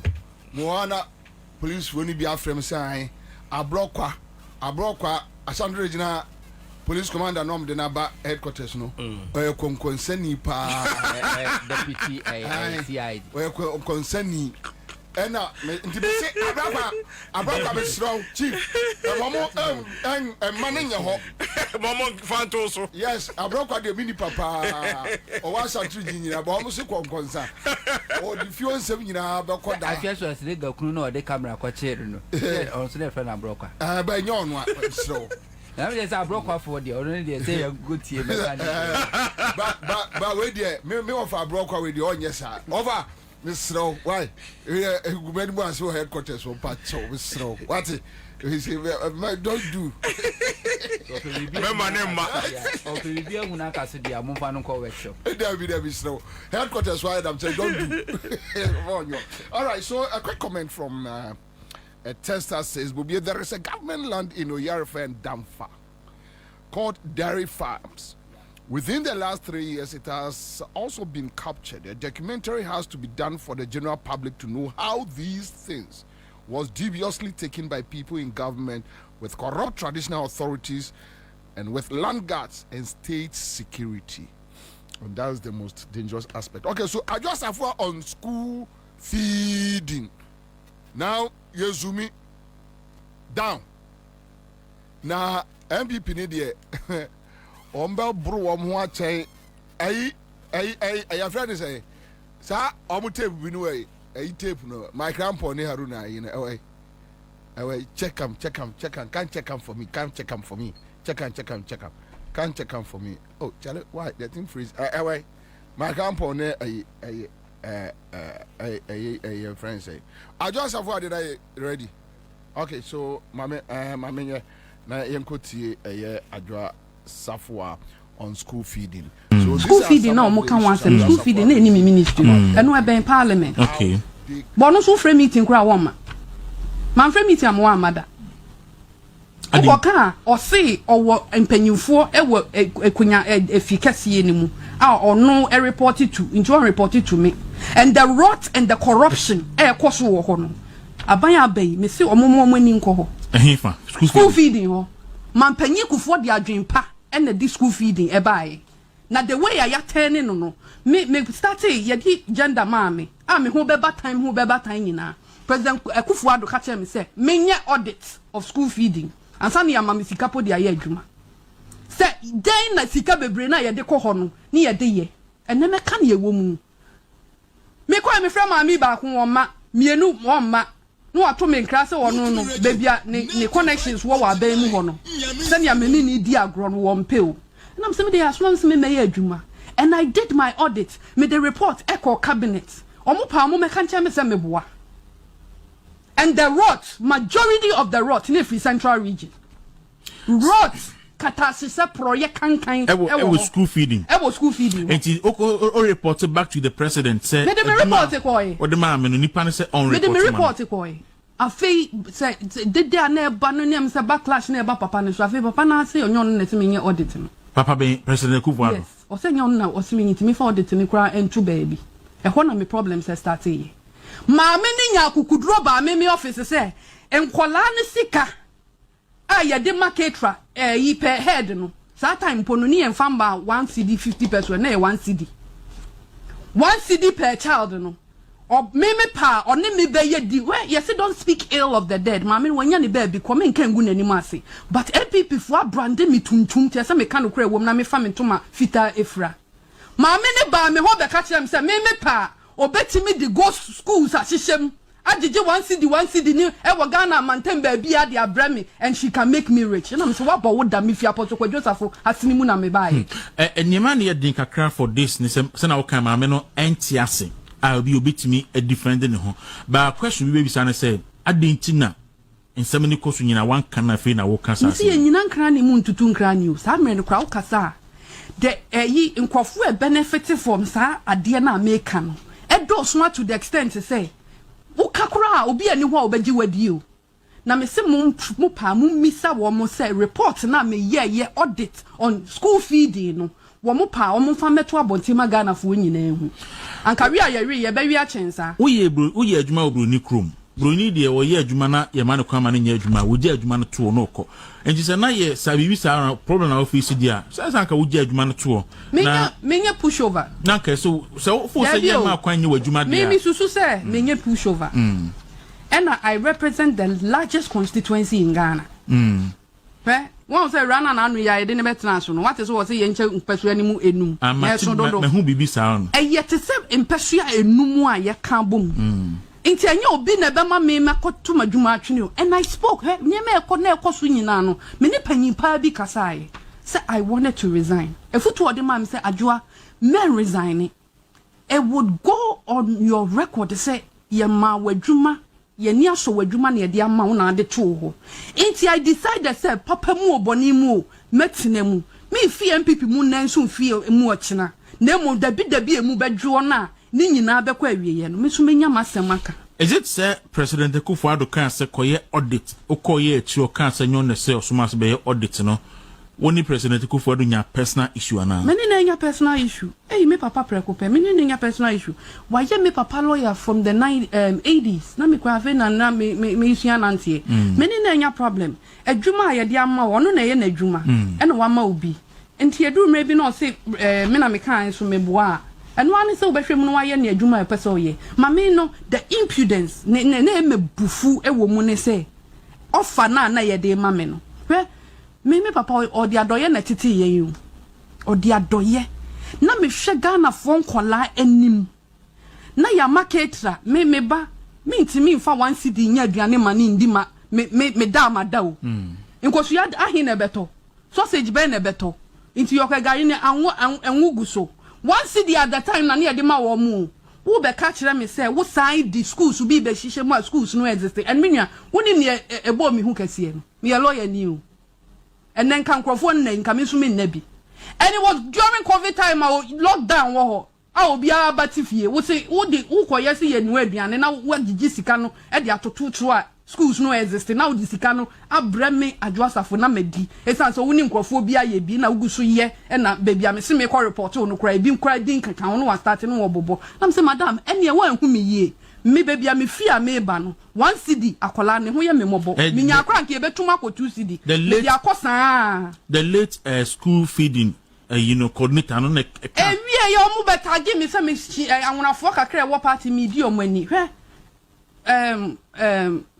honorable courage kwashiga no ye me papa adamfu no ba ye fie pa me bu no pa enti me metena ha ngu one na busuan ni mu ase bo mu di school feeding na gumani mu ase enti ya wasa meka ne ya wasa meka say ghost names enti odi sa de ne ma me wie ye na mu sa ma me we wonim nipa me ye ene wontime ne me nya adwuma enti ufre meeting awo mma osori anu aso na ne ma bebia oso na ban mu akese mu ho no a owo na ho no no taking Ajwa Safo on Professor Mike Okwe wanye jano kra Pushitum ntentem Ajwa Safo on Professor Mike Okwe edim Pushitum ntentem Mune na mo bobo pono se ye de beso ba o mia se ba o mia intini ye re ya ye niam yi anke ya lusu ye Professor Okwe committee na asem na wokan me tun krade ama wo mo de ba no o mo meka ne enti ado me kwa benya ye re ye Adwasafo adani tawie tonkra to de akoma ni nuata. Me say Professor Michael Kwe we de ne man ne ban ne mfiso wo we hu ye fa adwuma we nhye ne sa papa na mu ye bu no ye respect no we the energy minister we the communication we the ambassador we the speaker ni die e wo wudini no ho inte report na wo de ba no hwe se wo de oba ne die no ne no kura e wo mu a wo de lusu ye no betro Ubi a watch roba umia di aka. Edi na woni ma yenim efa Dr. Bawumia eni okwe committee ne ho. Na committee we papa. Ono ba Adwasafo. Na nti party no ye pe obi ama na konhwehwe mu obi a ne bare ye. Ne backyard de kra eja da ho. Ne credibility we. Me sure that make am. Da bi o. Wo backyard wan kasa wo fie e ho ahye. Poto ye hunu. Na wo ba ye wo se rebuilding. Na rebuilding. Yeah, rebuilding ye regrouping, but ya ma ventilation. One. Wo person ye rebuilding, reconciliation. One many pan kan ye won eboso a. Ye see a better statement bi se mo ya Adwasafo say. Yan kasa e be den na party ne ye ti rebuilding. A bad blood e wo woni okwe. Ana woni. Me say me catch ro Dr. Bawumia. On hwe no am betro amfa boni bi am bata ne ho. Esan se na na ekufu adokra de ne comprehensive ansa na ye yi. Ya reporto otimi tire yen a ni obeka fa Dr. Bawumia hu bia ebeji atum na nte sa na obegina ho na te se na omo ne nam omo bobo pono se ye de beso Bawumia se Bawumia nti ni ye re ya ye niam yi anke ye lusu ye Professor Kwe committee na sem na wo kan me tun krade ama omo de ba no omo meka ne nti ado me kwa benya ye re ye Adwasafo adani tawie tonkra to de akoma ni nuata. Me say Professor Michael Kwe we de ne man ne ba ne mfiso wo we hu ye fa adwuma Wawie okwe wase opapa terminal ne bus terminal na MPP for akobu agu ye no so kan obi kra ne ma dome Kwabena ho ye menya ye se na nyame ko elikpin akrugu ntokwa ma no enti me ba cho se die party no nyanyo da bi ade na me papa wo transport company your friend Imperial Express so okay oh no yeah Imperial Express me papa de me papa Apostle Dr. Engineer Kwabena na ukọ baby ICGC asori ne wo Accra Central Abobloshi ho na me papa wo transport company your friend Imperial Express so okay oh no yeah Imperial Express me papa de I know eko Srem eko Beni eko Togo eko Takrade hi na enko Kwame dakra no pa ye sorry ya bulldozers ni niam si ho ebu ye transport yard ye gu ho ebugu ye me frɛ ya regional minister catch me say ye order from above ya say papa adwuma what buying was so ma buying was ya gu me papa adwuma ya bubu no ya mfa paper ba kopo ma ye notice bo ne ye nsese ye niema businessmen na he na ye niema say hihye wo mu one na ye regional minister Messi Henry Cote, Honorable Henry Cote, Misro. My friend, Wakachem say order from above. Ye bubu me papa adwuma. Sa ba se so krona na near this is voters. 2012 yes is voters from other regions. Ebe ye adwuma. Eno na papa ne dia ye adwuma dia hwe me film of. Na unim Kwame. Who say papa ne madoso? I know. Unim sa se na ya ban asase. It no mu dia free yen. I say ye tia rent. Uni nipa wo di free yen. Honorable Nilante Vanderpoy. Wow. Mretinti ni mu o se ono so oye papa ba. Yes. Inti da asase no papa enka asem nton ma no. E no nka say ye otua ni sika amusimu dia rent because na ye Ghana Sports Council for there. Omu ni dwuma bi omu didi nti omu dia rent na nye ye nko anso na ne ye wo so. Ye bugu ye one day. Say order from above. Why na wa above honom no? Iti Kwame ma ye nunu ye ho ne ye nsere na nkofo yawdie wo mu nkofo de omani tu ye so eduru ba bi asofo akese ye bompa ye gina ye chi nyina ye pa wo mu nyinara na tumi na ye pe no na enye huhu muku na u prayer warriors ni abandon in the middle of the road intimacy no Professor Michael Kwe mi bu ni pa mi bu no eti eka hu bi ne bia mo asafofo no a wo mo wo eyi no wo manto wo because o ye no de me ba do me Kwabena ma me zero in embra do me Kwabena ni nyina aka hu ye besa akpo eka hu da bi o na hwɛ nkɔfo a wo papa ɛhwɛ wɔ mo emisia nyanka empempem edu oni bie papa ni egu na dwuma nti wo papa ɛna wasɔre sɔfoɔ ɛna me papa no mo fa ne so ɔyɛ sɔfoɔ kɛkɛ bɛ ha yeye o nkurɔfoɔ hu ne sɛ ɔyɛ ɔmo kyɛ sɛ ɔmo bibia ɔmo wiase yɛ som no Christ asafofoɔ yɛ som no na mo mfa ni di ama no hwɛ former president Nana Addo Dankwa Akufo-Addo no yɛ me papa loyal in the 80s through the 90s okay ɔno na yɛ Christ asafo me papa ne lawyer wow ne boa ɔde boa party na yɛde ba fitikufoɔ time ne yɛde ba power ɔyɛ obi a yɛbubu n'adwuma gu a yɛma ne notice na order from above next is from presidency and free oh na so yɛ nyina minister we are part of the executive me patro me boa and you report directly to the executive power it is power from above and Kwame nya ye me yakra ne se besin na wo ho no ma wo keke ne ato afa na power no so mo is there in the right use the right use na power no mo what wo free seseko wo banken ka so da kan kwase ase what if robbers and tumampo travel all the way from Seseko to Kinkas just to party. Oh wow you travel all the way from Seseko to Kinkas just to party. Yeah. So far with the executives and the council and organizations Sir, on party. Well, all the way from Seseko to Kinkas to party. Hey, so but you see volcano. You see in MPP. Penifo Ebu baby said. So ko to say onyonko abadwe share na wasensu esudi am. Senya sa fanum. Me sha se every 2016. Abra NDC Elusu elections and I say His Excellency John Dramani Mahama Elusu elections. Kasa pie mu pa.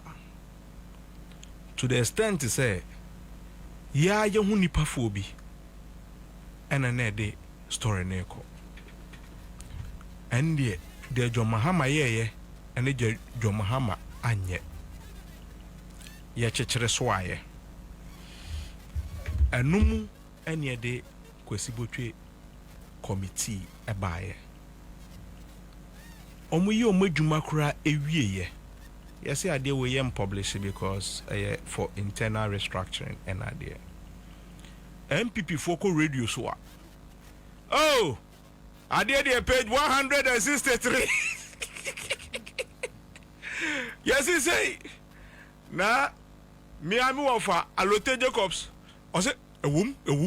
On the womb. As was our band.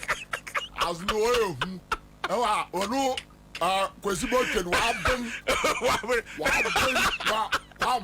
watching alright mokoton part no mu kwara awara da no ya small boys na wo the castle off kwawe ya small waka fa jomama ho no ya diamond Nana, this was when we lost the elections by 900 and almost 1,000 votes. MPP and Fancy and there. They were interested in the confusion in NDC. The next elections, 2020, NDC won that elections despite the confusion in 2016. We were able to put ourselves together in 4 years. We need enye basabasaya esiye nipakunkum enadia. Anka within 4 years we had recovered and taken back power. Nyanko ponim dioye. Until after 8 years, yes, I so a wabe mobile. Me, there are a lot of things I am learning from what is happening. Especially when today, and Crawford at TTSim are almost starting media talk and in Sema Omoka. Some of these things, you will be during the campaign and MPP4 started catching. Some people saw their defeat early. I see. I'm telling you, they saw the defeat early. They were aligning. They were telling us what is happening in their party. Baby M5 9C, baby M5 9C. Even when we were promising a lot, if we catch us and I'm promises, no, and you know, maybe we need more elections. So, they were telling us all this. And you see, there's one thing to that, unfortunately, they are not managing it well. Akwakoye, who is taking over. Inti insesi edi adwempa, ebe setu committee, aye investigation, enya report papa, they are building on party no. They are interested in how do we get Bawumia off for Yen Crawford to come and contest the next elections. But aside Bawumia, do they have anybody? Do we even care? Anyway. For me, I don't care who is coming. And unfortunately from them, in multi-party democracy. I believe in it. And you see, I mean, you wish your mother well. You wish them well. Some bet me recover and tell what you say, insure the brewer. Kasa bro, men kase, a pampamo, a bromo, and Osha Adua Safo ne kasa. You realize, say, he was not even saying, say, Bia, oh, ye lusu ye, and now say, Bia, elections no anko ye, or say, ye reporto, no, women and my reporto. Ne patches say, Omwa a bia, Omwa nene, because for a real beer air by it to me bon nyum honorable worry. It should tell you, say, adio mu yenina, even a friend is saying, comedians are a comic relief for cry, it to me eshe say, adia benimi emo honyum, and for Emma Warnum. So, I just want us to be very careful, especially yenya nyamiadum. Ebia babeto ye na so no. We must be very, very, very, very critical about a lot of things. Share positioner ye nyina ye kura no ene.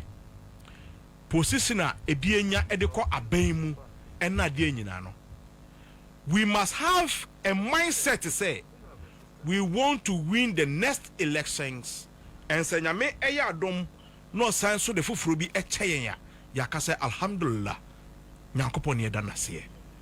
Senya sa na we become so comfortable. Say MPP atete apansam confused with the settle we kra na we 2024. I want people to know and understand. Say NDC, it took us just 4 years to recover that 1 million votes. And nuntino ma yenhwe say bia ye de ya tra ohono. And Niama ebe to me aboye mum ama MPP for aka opposition. Eye dumadene. Eye nokre. Ese ebe yi pesemi nkuminya so efri yakwem. These are the tools. Ebema ye win elections. Me dey say adwa safo kasa na da no so mete we ye friend say stika. Ono so de gu ye friend say professor so any friend say former leader chairman Sabonsu odio gune so gidi and I'm saying say baby anyway. So there are more that is going to come. And you see another thing that MPP failed to do, Edrusa Emreya, you allow people to speak out. You don't gag people.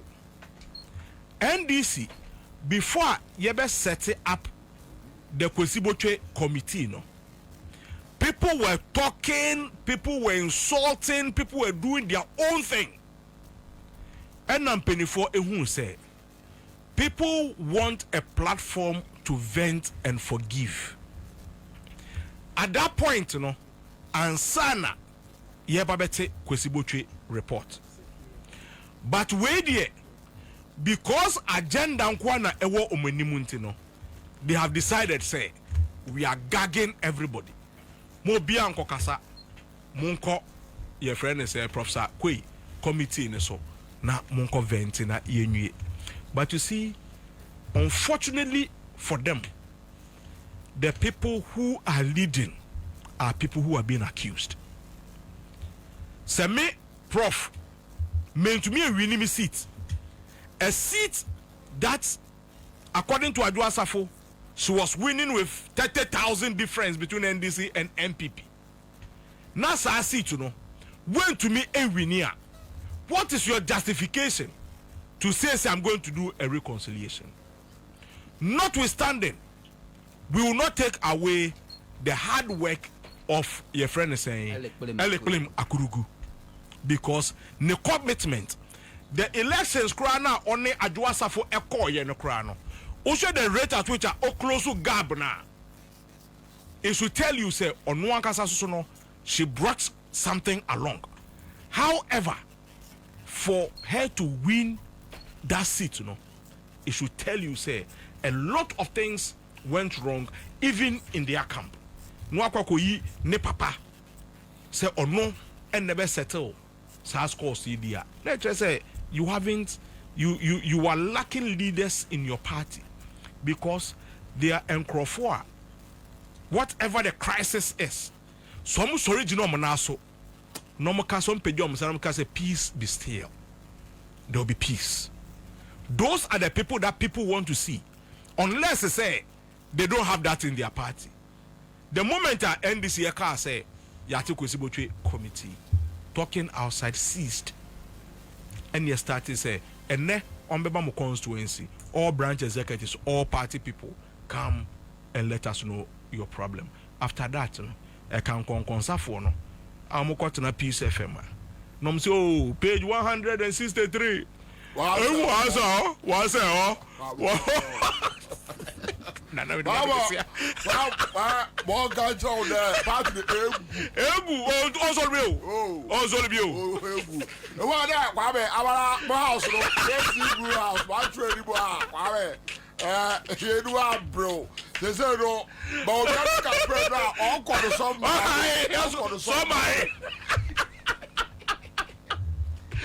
Hey, I say. Yanunti and Father Abraham akachire mu say. Wasa a stroke yade. Cancer yade ahodo. Ema odepua wasa sa yade no. Ena afei wase spiritual cases o deal with sa cases no. Upe promotion Father Abraham. Ya bodua onwa. Ope mwa afri broni ho a onwa. Ana ukunu oyire wadwane. Bia ne won kran wadwane ko eye seseko. Obetimi akyerew no akofana ba. Spiritual marriage, nice girl bi be fawo e wo sunsumu anajo. Na ju bia na nice girl tia ni sisi kete. Wo susa ade ache. And as I brand here grandma pass 6 packs. The beer 2 a.m. No, I landed. Yo, what you mama? On a papa, sorry, now, what feel fine. Yes, what made you a free, sir? Was I didn't. And I say, a beer only lock at the 2 dear. Father Abraham say, bra. Was he a bimpa? A year.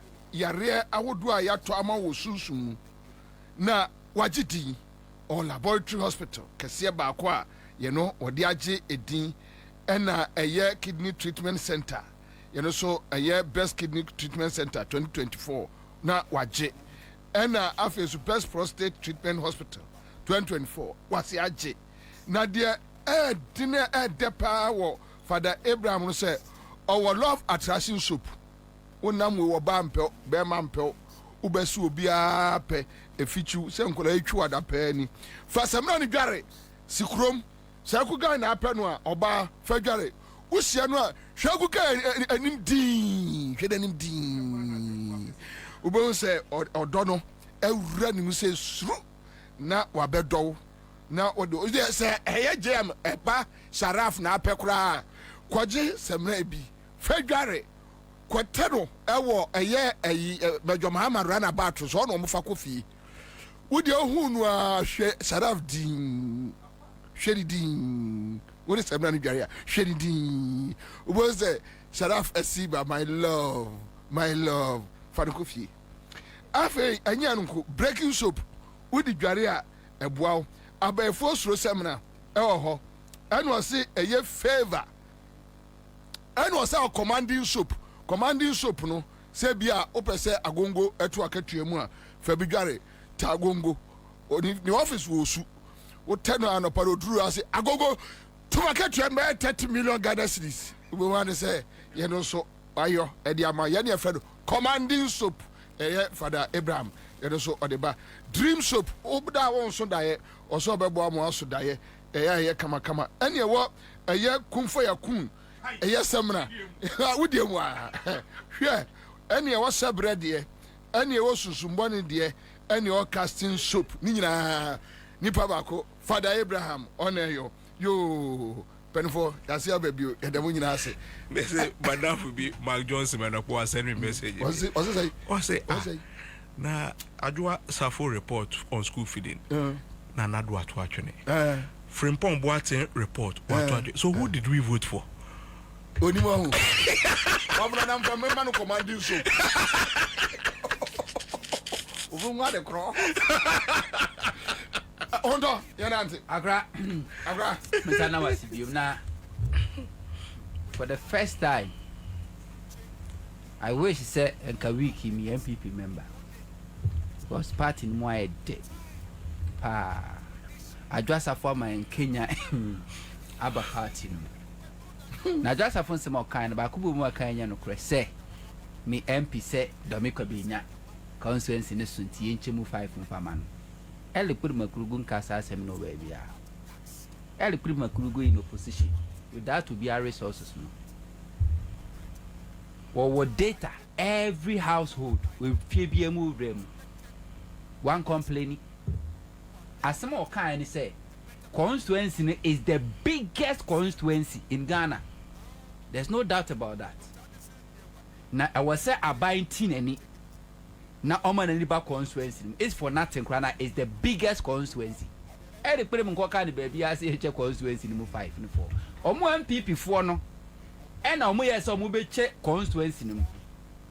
And omo Kwaka research national security omo say so omo check constituency number. MPP NDC be winning the in 2020 election. Now compare so much him. But mo national security research omukoye poach say omuchemu a NDC be fani mi enu nyina. Ano me so omunchem. Ele criminal complain ye. Enti sasem no ka na etro. Na na ode no to nchen a me ni Saradwa Safo ya adwen say Professor Eroma Kokwe, he doesn't have that credibility. Say ono na wosi odi MPP anim say omo nkonko e kwan kro mo fa so elusu ye. Because na now nim oko Domi Kwabena constituency ni mu a babia Eroma Kokwe to naba babia ne ba Okwe junior to naba ene babia obabusia foto aba nyina police station ni ya wi ni nyina ile criminal ni nyina mo data no ha oko babia Professor Eroma Kokwe oto naba eye Okwe junior ni nuanom ne ma no omoto maba ewo the Apostolic Church of Ghana hachu eye ma be hono moto maba aba no moto ye no MPP enya 123 votes MPP enya 123 votes NDC enya 135 put 135 enti babia Eroma Kokwe ne ma eto maba put him a whole 5 wo de no to nchen a oba babia Okwe junior woni ni nuanom eto maba ahon so eye Calvary Presby Primary School Hachu 1 oko hono mo a MPP anom ye incumbent omunya 115 votes put him makurugu enya 189 votes baby okwe junior nankasa to na bo oni ni nuanom to aba ono ankasa ne police stations e de prim de ne pioto twi anua wo de ne to nkyɛn na wo kɔ baby a ɛyɛ makokwe junior ɛyɛ makokwe senior na meka de meka ne senior ɛyɛ makokwe ne so nkoye no baby ono ankasa papa na ankasa to aba as a former MP as a former speaker woto na ba e de prim de ne pioto twi form baby a ɛyɛ makokwe junior na ankasa as a candidate ɛto na ba woto na ba ɛwɔ ha to main market polling station number 2 ono to na ba ɛhɔ wonya 166 votes ɛde kuruma kurugunya 213 votes entu fa baby a makokwe junior nankasa as a candidate ɛto na ba ɛde kurum de pioto twi form baby a ne papa ɛne ne nuanom a mutie area hɔ to aba ɛde kurum de pioto twi form baby a makokwe ne ma ɛtie a me wɔ ne ma ne data no metuma bɔ mu din ɛtie a wɔn so to ɔma ba ɔhɔ so ɛde kurum de pioto twi form all the 3 polling stations no ɛde kurum de pioto twi form na wo polling station kura wantimi awene baby a wo mato ɔma ba wo ni influence kura wo the whole constituency ni so ana party ni so ɔma de wo influence ɛhɔ wa lusu candidate na nkasa wo ni influence o baby a polling station ko to aba de obenya influence ɛhɔ kura ne elkunu makurugu awene o entesile na sani pa o yeyi no se ɔno na nkonko butaga nafo de nam so ma MPP elusu ye obi ase bi oteku nyam kura na ntekura de ma no ozi de go 276 constituency zo kwa ko ye adwuma enti se ya jasa fo kae no na de benefsin on your post se ya jasa fo kae no you are in simple chere Ansah where you be there Kwabena the biggest constituency 2020 election Sarajwa Safood over 25,000 votes and then that only Elekuremuntem and Sarajwa Safood down 25,000 vote difference wonam ena onenkro for frewa his excellency Okwe junior so chiao wo be MP do so excellency because wakwa amba ena kwana kodi ai kwana kodi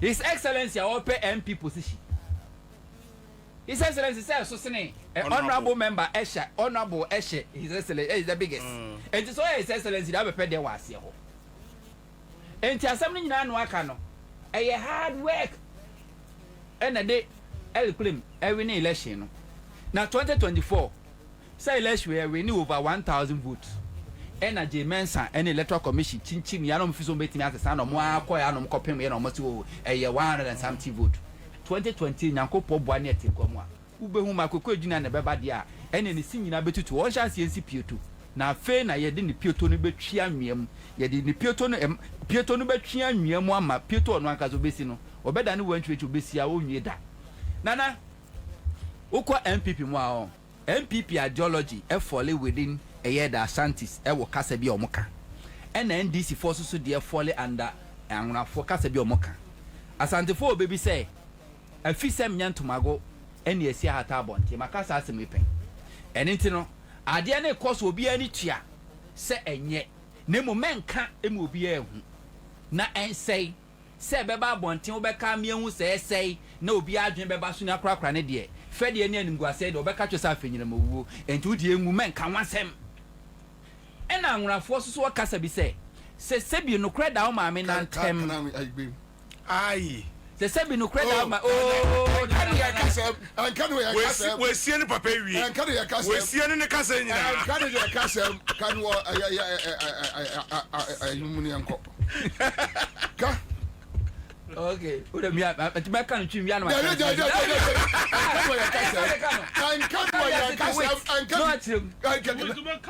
da bi me kan me yanko da kan wo krom kasa ja ka no krom kasa time alright for you I kasa say so ko ti se bi no kreda o ma me nantem na do obema ekoyi a onfa no enti e de so long as a yano kreno or so can MOB NDC lose 2016 election when people were talking no statement from the NDC banning members say Mobia inventing the issue Mekai Radio Gold was the first radio station me ankasa me nia Sami Abro de pay e ko for a group you mo beto airtime or radio gold just to denigrate Mahama. Put a pushy blame on Mahama, say Mahama the lose here. Mahama didn't ban anybody. Obi bia anyone no more when this one. Obetimi police say NDC and Sedin Ketia as the general secretary as and Potofi as national chairman. I issue statement to say we a party ni now discuss NDC defeater. Your best suspend and say Abrobia e bia nsi da. Omoma kwan NDC fu bia kanasem. Obia kasa wie na Mahama ba say Enyama nam so ma NDC Lucy no eye multifaceted na or accept blame no because ono ene di edom nanim as a commander enti sanko ya o accept blame before kro mbe set up committee so mkonko ye hwehwe edu MPP so obi e kanasem o say chairman sa kanasem de nam so a o say MPP o say sankaban kro to na gesa ka ba o 30% kro anko nya Osemen sabunsu wakanasem. Wano JFK no ankasa. Wano ankasa kwa kanasem. Okotre kumase.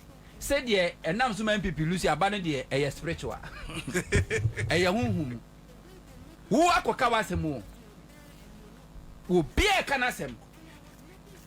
Sarajwa Asafo nko ade akoka bia. Wo de letter abase monka. Ase mu anyina tumirika na ntwe kwa akotubia so aboda. Yeah. Emo nyina tumrika na ntwe ku akotubia yeso abadam. Wo aka wase mawie. Wo tena se why analysis no. Obi ba be Canada. Wo say e spiritual, e hunhum. Ewiemu wiem. No. Where there be ba also say like physical no ho and spiritual no so. But we say largely e spiritual. E hunhum. Uwe na sabetire mu say Akufo-Addo's appointees were not open up to the party people, and the Jubilee House no mu usurp the party leadership, no authority.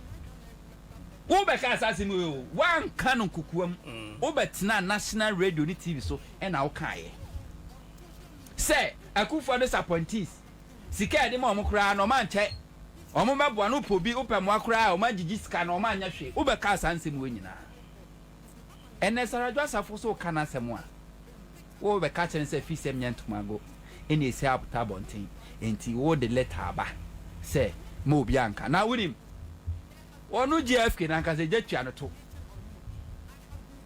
na be mo wa pa minini pakro betunufo se mo se GFK asa show interest or call for re-election as a general secretary of MPP na okojeje sponsors for sika na edi wonu ankasa do nim say even 10% vote kura wonya. None of the current executives who MPP more omo contest election obetimi anya even 10% of the vote. Obi bi obey na nim o current executive bi also o call for re-election bi ano. Nana no koji scan na edie. To wrap up on this one. Under Akufo-Addo, no corruption campaigner or crusader and a survivor under Akufo-Addo. Hwe ukan eye Domlevo. Domlevo was fighting against corruption. Yeah. He was defeated by corruption under Akufo-Addo. Martin Amidu, so a citizen vigilante. He was defeated by corruption under Akufo-Addo. O de no to nchai akwai kisi ejaben ankwanoma obatonyum at a point no so odwane free Ghana no onya ni tiridim corruption defeat no o de no to ncha black coffee wan kasa uni aba black coffee corruption defeat no esa twa na so free Ghana ha e ka che black coffee akro wontumi ntina odwane free Ghana ko bo no ho asu manasa azuri corruption defeat no ye ma no so de ne hye kotokuom se boamu ade na de ko South Africa ana ko nam ho no mu ana osa baaye ameswale de twede mponyankopon fa ne kransie ye almighty Anas corruption defeat Anas e wo Ghana Professor Frimpong Boatie Abodidi a whole professor corruption defeat no enti MPP mu de nobody can fight corruption na de entia wo mo ka che Sarajwa Asafo ne MPP nyo bianka na ntumu no when Sarajwa Asafo e kasa e bankofo no ankasa o but when Sarajwa Asafo open up e kire kanka ne pro ni dream I call so under Akufo-Addo e was school feeding ghost names ghost schools a mo de shame no ohun so waka ho asem no e waka say e yafisem e be ma MPP e boboa we know you know it that so ghost names we are aware Mamini de wawu. May her soul rest in hell. Or more maka. We will go after them. All right, thank you. Okay, so on maybe I try. It's on CT. He's watching it. I never knew. No, it's on CT. Near Patrick, I'm more advertising now. TV knows one room. All right, so we have a year communique, JFK.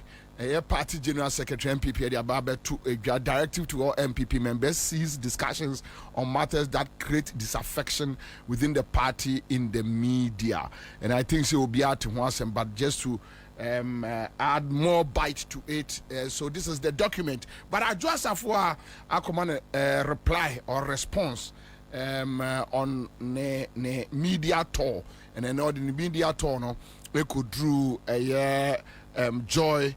FM, right? Okay, for so freedom of speech. We had our flag bearer, once flag bearer and once president, walk on the streets of Ghana, demonstrating. The Ghanaians, this is a party that we fought for freedom of speech. We had our flag bearer, once flag bearer and once president, walk on the streets of Ghana, demonstrating. The Ghanaians should be allowed to speak, and it's a constitutional right, freedom of speech. Who started speaking? Our general secretary. Who started speaking after we lost the election?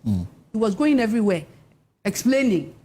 He went to the extent of telling people that nobody should blame him for the election, what we lost. He went on radio saying that His Excellency, the President Nana Akufo-Addo, wasn't listening to them at cabinet.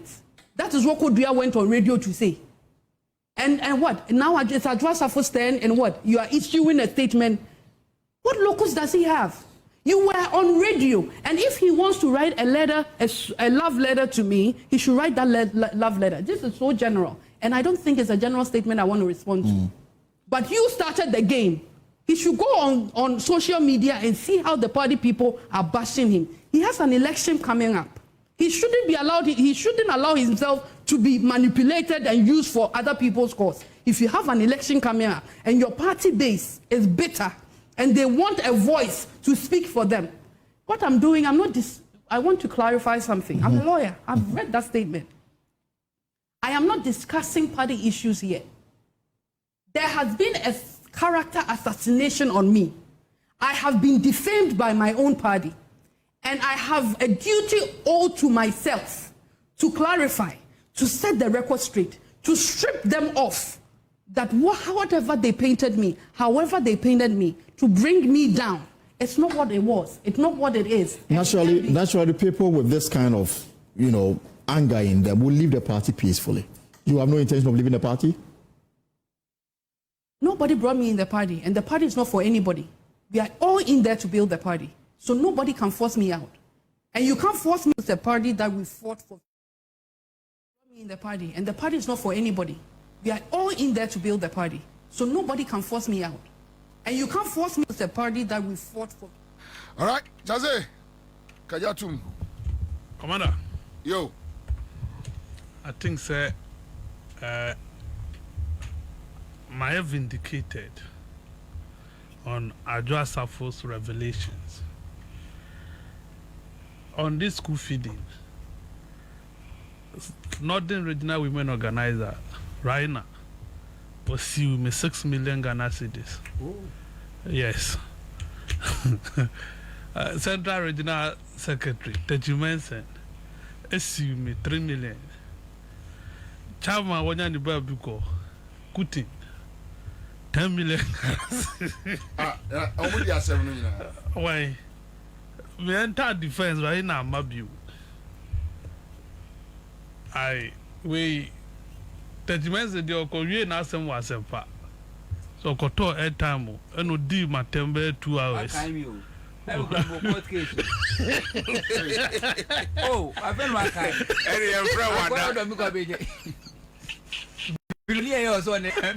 And this is oh, Luma. Oh, Refi, Luma sue me. I got $10 million. What kind of coming? Luma coming, baby. I can't just so. Esri.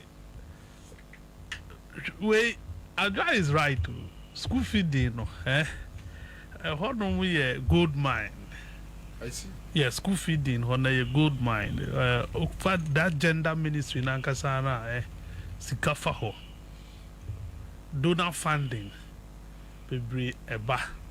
The school feeding a chance here now. I their support and a normal my because of mismanagement in team. Ena edia kusi babia edia kusi omusiana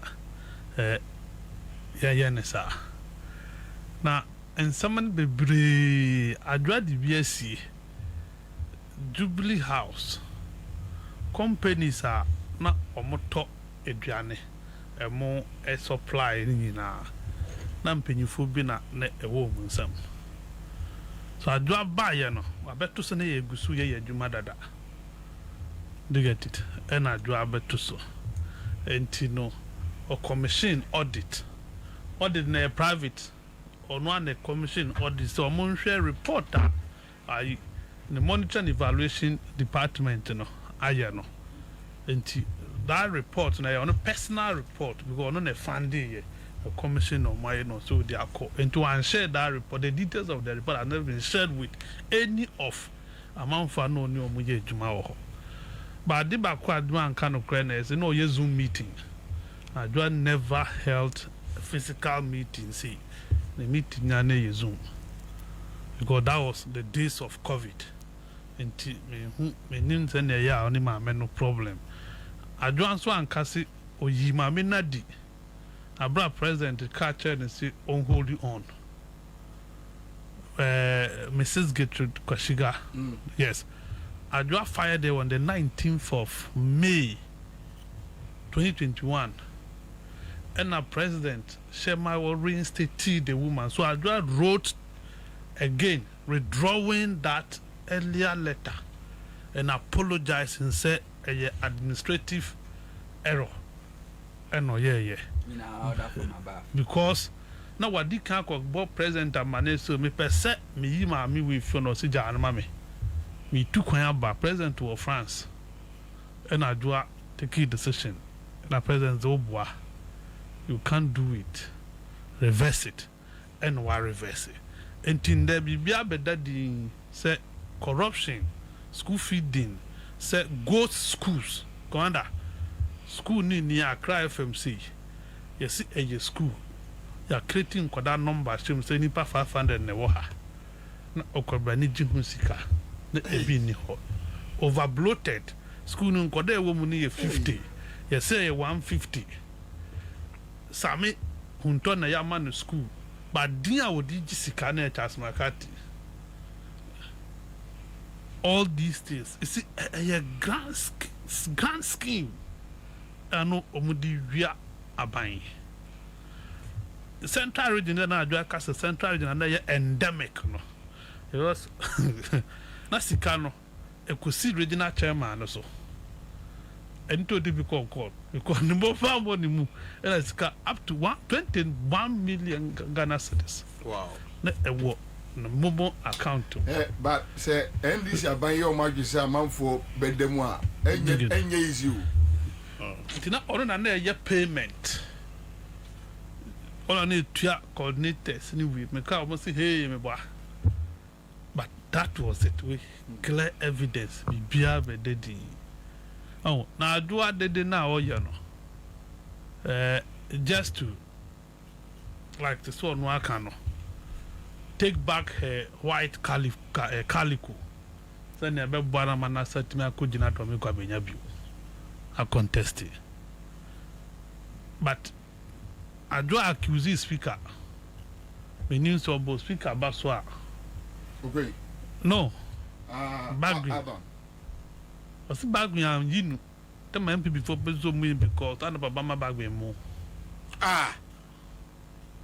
Okay. Oh, she said it on okay. We advert brain. Never Bama more. Oh, coalitions. Right. And certain things so your friends say, Mamma, oh, are you better? We are advert. What about the time? Adoso. You be ponses. Adoso me so. To be free. Why ba me nyi we fi. So what? Omo and that kese bi circle. Lolo filo. Why ya want to? Lolo filo. When you want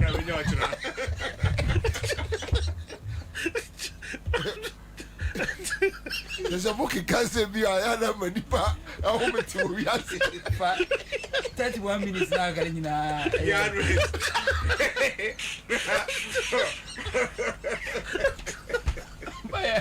Wakaji ni wacho. Eja na ngwani anajo. Lolo filo. Meja na achira. Tikobra. Oye bra. Ekura bi ma se bi. Ekuro na do some do. Asem credit. I want my son no letter. I draw response with the man JFK no. Yeah. I think the JFK refer Adwa to disciplinary committee. Oh, I see. Yes. My son release now. Okay. I refer no to Yohonu no. I must say Emma Kunu, woman's husband. Oh, okay. Entina medi si anka medi tax. Anka medi tax name Masame. Obidi na advert. Now ka so call advert go wan yo many apa ho. Me for 31 minutes advert. Maybe one hour can say 31 minutes run find advert. Me di hunto no. Me kan yo honu. Me di hunto no. Emma. I was a chere. As a chair say. Edi si antoni sakete. Hunto initiator. Okay. We initiate things. Okay. And I see you on really any day. I see you say Emma do ku. That be Emma Kunu. Emma Kunu. I say Emma is Emma do ku. Enya do esuna no. Emma Kunu. Emma e prua. Do. Aha, that be difference wo. Man ka say Oba Kunu. Emma Kunu. Na ma no say. So, it's true, I'm serious. You sue me. You sue me. I try for months.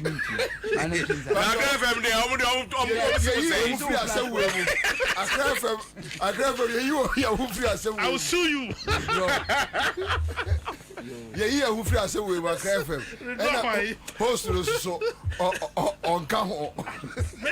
The boat title I was a withdraw. What I'm going to be. Magati is now a mono horse of the Fatih Brady TV. And I say, is it an inference? If you want to know, you were just inferring into. But that was what she said. That when they wanted to get her out of parliament, they didn't know.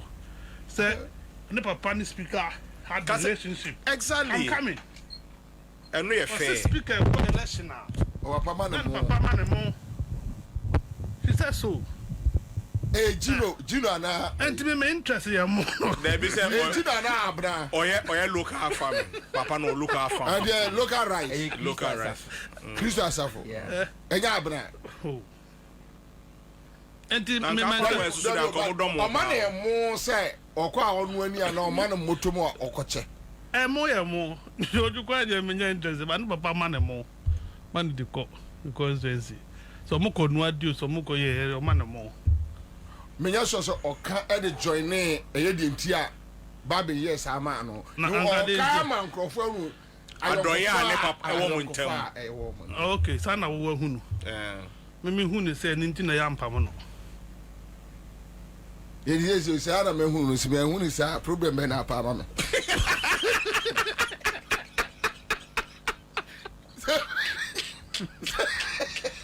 yes, I don't know. Say yes, I don't know. You who do you mess over? Problem bad happens of Papa. Because what the journeyman, there's no problem. So 1 minute on you're ready with fear, you're ready with fear. You see, 1 minute. I think, sir, raids no. My national security force say or your friend NIB said they were properly more necessary They went to court to secure. Yes. What they are not doing, and what they should learn to do, a statement. How many minutes will it take you to issue a statement to say you are invited as summary, you are chair summary, or you are what will it take? No, Muntimin tra per man for no muntro mamo. Asa, no nice more create bad image for this government. And more it is not in anybody's interest. Arresting people, just let people know why you are arresting them. Because man for me say you invite people. We know you arrest people. But let it be documented. They were the national security, the NIB. For instance, Addison Dewi, Addison a criminal and should not be celebrated. Mudi Tuda, Ghana phone now will support you. Exactly. Of course. The reasons Addison feeling the Tuda commander. No single individual in this country will prime suspect. And Addison should be a World Bank of Ghana on retirement. So that CCTV also more disconnecting in Nano. A setup when you fear or monitor whatever is happening. Bank of Ghana. So what who will fear you want to monitor whatever is happening here, even on retirement. McCarthy. Who does that? You see, anyway, I didn't want to cut in abruptly. But you see, no crane so say sometimes you will near maybe or my yenye Emma yenji bone. Emrano ewo sem. You have used all procedures. Sebin Predriasa. Ene obi ye press conference our parliament. Say moko ye no. Mwako wieska. Mwako wia 10,000. Mwako wia jewelry and na there. Afenyo market. Sebin Predriasa. If you are not disconnected, meaning say in war, because they want to turn the case against the national security. But say if you didn't tamper with the CCTV camera, you could have shown evidence of your work that you did, and also for Ghanaians to also see, say, this is it. Me, that is where my problem is. Secondly, yeji appointment in a sosono, mesre. Ye companies are under government. Obey to me about offices. Ababe sweepy. Say ye cameras never hold. Say ye then you we can change all those of those things for you. Don't just enter an office and assume because Nkrofo are connected cameras. Ewo manka so mu phone so. Baby okobia de mu ye oho nyina no egu ononi phone so. And if we let this thing stay, it will go against us. And all those things you record it phone so edit all. So our people who are taking positions should also just contact the relevant organization under national security. Even your car move. Yes. And it is going to be done for you for free. Anyway, so I think that for media the NDC government should know how to manage information. Now, the image more created to the international community. No, I tried talking to the chief of staff today. It's a Bianca ya drink chileno ebefra. Sometimes you don't know. So I'm try bonting count. Oh, we can have bonting. So I'm say there no my just said. And a petty mistakes are who are now wakume ya we ya say oh inti sabe inti ya no na inti ajimisa ya nyimisa oh but mo fani pa adwen kira nya adwuma kakra na ngwase no ya na too much but anyway let's move on. My catch am so don rice fie kakraka esu omode ma high mo amuni mo don rice circle American born in che ho no omu wo space wo amode ma high upese odi bi school banking hall ene de keka ho wo mo say wo ensase eben headline educational complex wo ben Mount Zion Hospital we be from 0549 436442 Oposini Edro Imbust wɔse busu immune system manfo agye atom paa ɔmamu pharmacy shops herbal shops wobɛnya bi afiri from 054 071 0113 mekae sɛ heritage month no amu ɛne egu so a yɛde kyerɛ amammerɛ ɛne amanneɛ CTV class media group heritage month yi gyina mu dendendenden wɔse energy commission yɛnka kyerɛ Ghanafoɔ one person musua domestic commercial industrial now say any form of wiring any se be inspector categories nyina no betimi aba omo betro omo social no Saturday 31st May any Sunday 1st June enti amanfo monko omo website www.energycom.gov.gh www.energycom.gov.gh the whole ebeko processes ni mu tabia herbal center omna de tabia herbal mixture and afin so ye tabia herbal capsules aba edwaso ye mfa ase ema givers ye do ma pa live na kra 100.5. I'll be back. Give us P capsules. A memory. Manum bia ye benamua. Kani metutu ya na minkuma bo asese de. Betu esa kum menia G. Give us P capsules. Give it to me, baby. Give us core capsules so e. E man meme nyina akoko yade. Sisi yade amama nya yem timotete wo mo no. Yedro no no. Manum bi amama de me ho. Give us core capsules. Mrs. Moye ding. Give us core capsules. I give it to you, baby. You give it to me. Oh yeah. Hey, give us in no. A man need ya bebusiamu papa. Na bema ka give us P capsules. And ni give us core capsules bomunum dia. Na eni jeni ahwodeno. Wabrudo.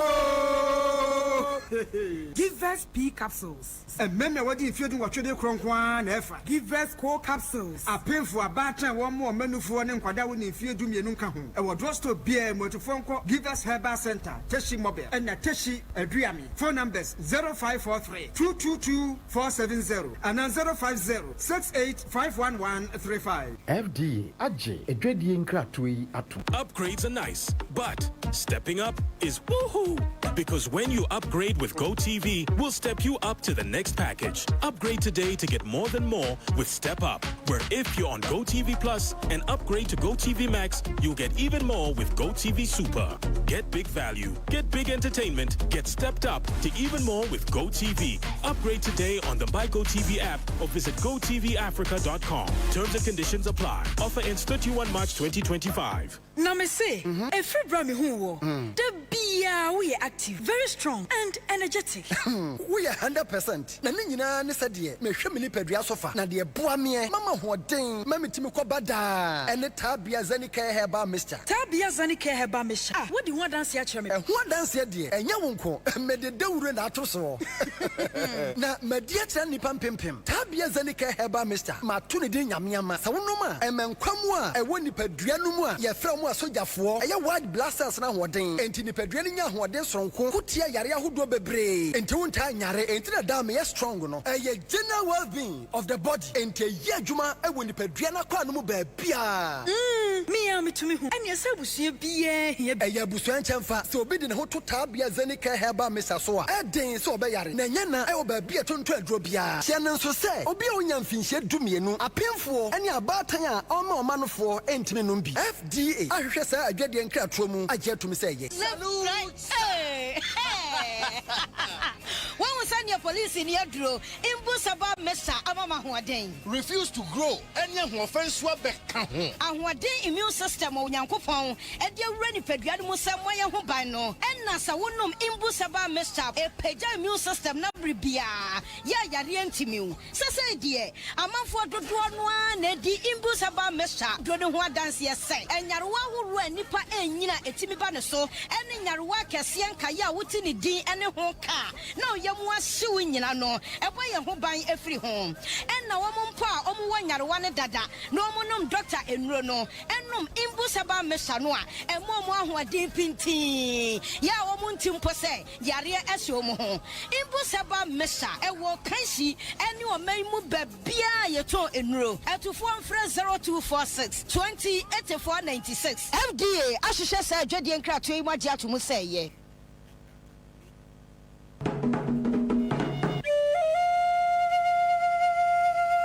Otubonia wusu wie makorabo apete. Oba pajwa pie.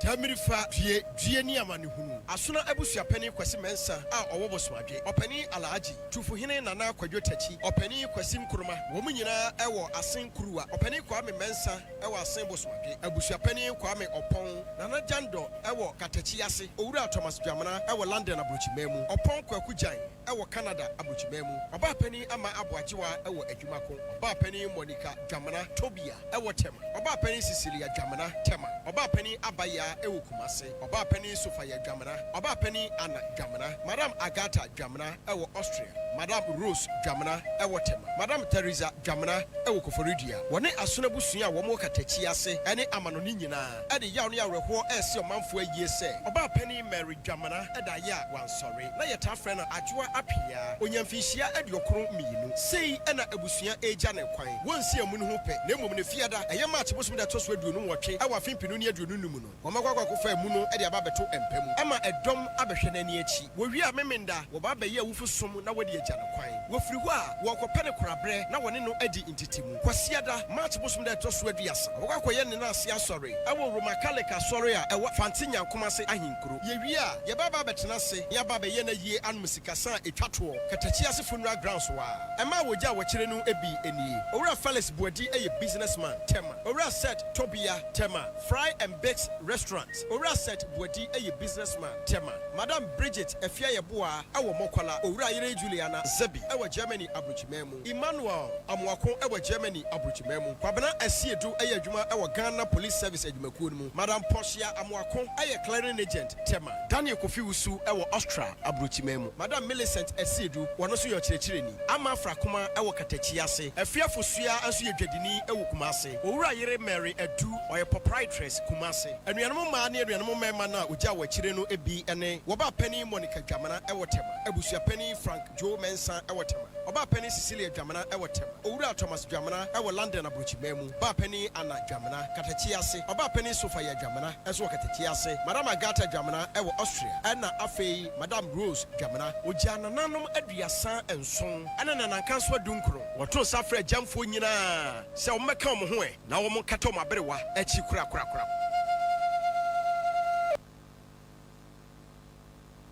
Upgrades are nice, but stepping up is woohoo! Because when you upgrade with GoTV, we'll step you up to the next package. Upgrade today to get more than more with Step Up, where if you're on GoTV Plus and upgrade to GoTV Max, you'll get even more with GoTV Super. Get big value, get big entertainment, get stepped up to even more with GoTV. Upgrade today on the My GoTV app or visit GoTVAfrica.com. Terms and conditions apply. Offer ends 31 March 2025. Hey, say, dear Mako, who ever Greenfield Scientific Herbal Clinic, no, me who credit me, say, and Winty Nomania Award, a your word bestie, Obian Transit Emma Dumpemia, dear Cassa, and Ansah Boya, dear, and Canon to them you. Greenfield Scientific Herbal Clinic. A senior want to say, near Kro Etuno, near Anchor Ewanum, Obana Bemo Power, and Yarwankaye. Nancy Mamika say, and Espana Quad Ho Ekayeno. Greenfield at Arumenti and was our soldier and also APM. Greenfield Scientific Herbal Clinic. Our ultra modern laboratory. And a diagnostic machines are associated with Kasa. Greenfield Scientific Herbal Clinic. Our Nungwa Dogon, Estate Junction, last stop. Frewa 0243 983 906 and 0261 651 898. Greenfield. God is our healer. Greenfield. Your last stop. I believe. 100.5. 100.5. Adriano. And he no. What can he hear now? Because in Tina will never boss. Never boss. I shall book all there. Aquaba. Let's say good. And that kind of a very interesting conversation here. And Nikaso. Ajabram, Adaroma, Jumadas, Yamio, Obeya Mahe, Wadaroma, and Como Ben and over my. And ye chere a drubia, ayares apomuden ehwehwemu kakra menya fa kwadu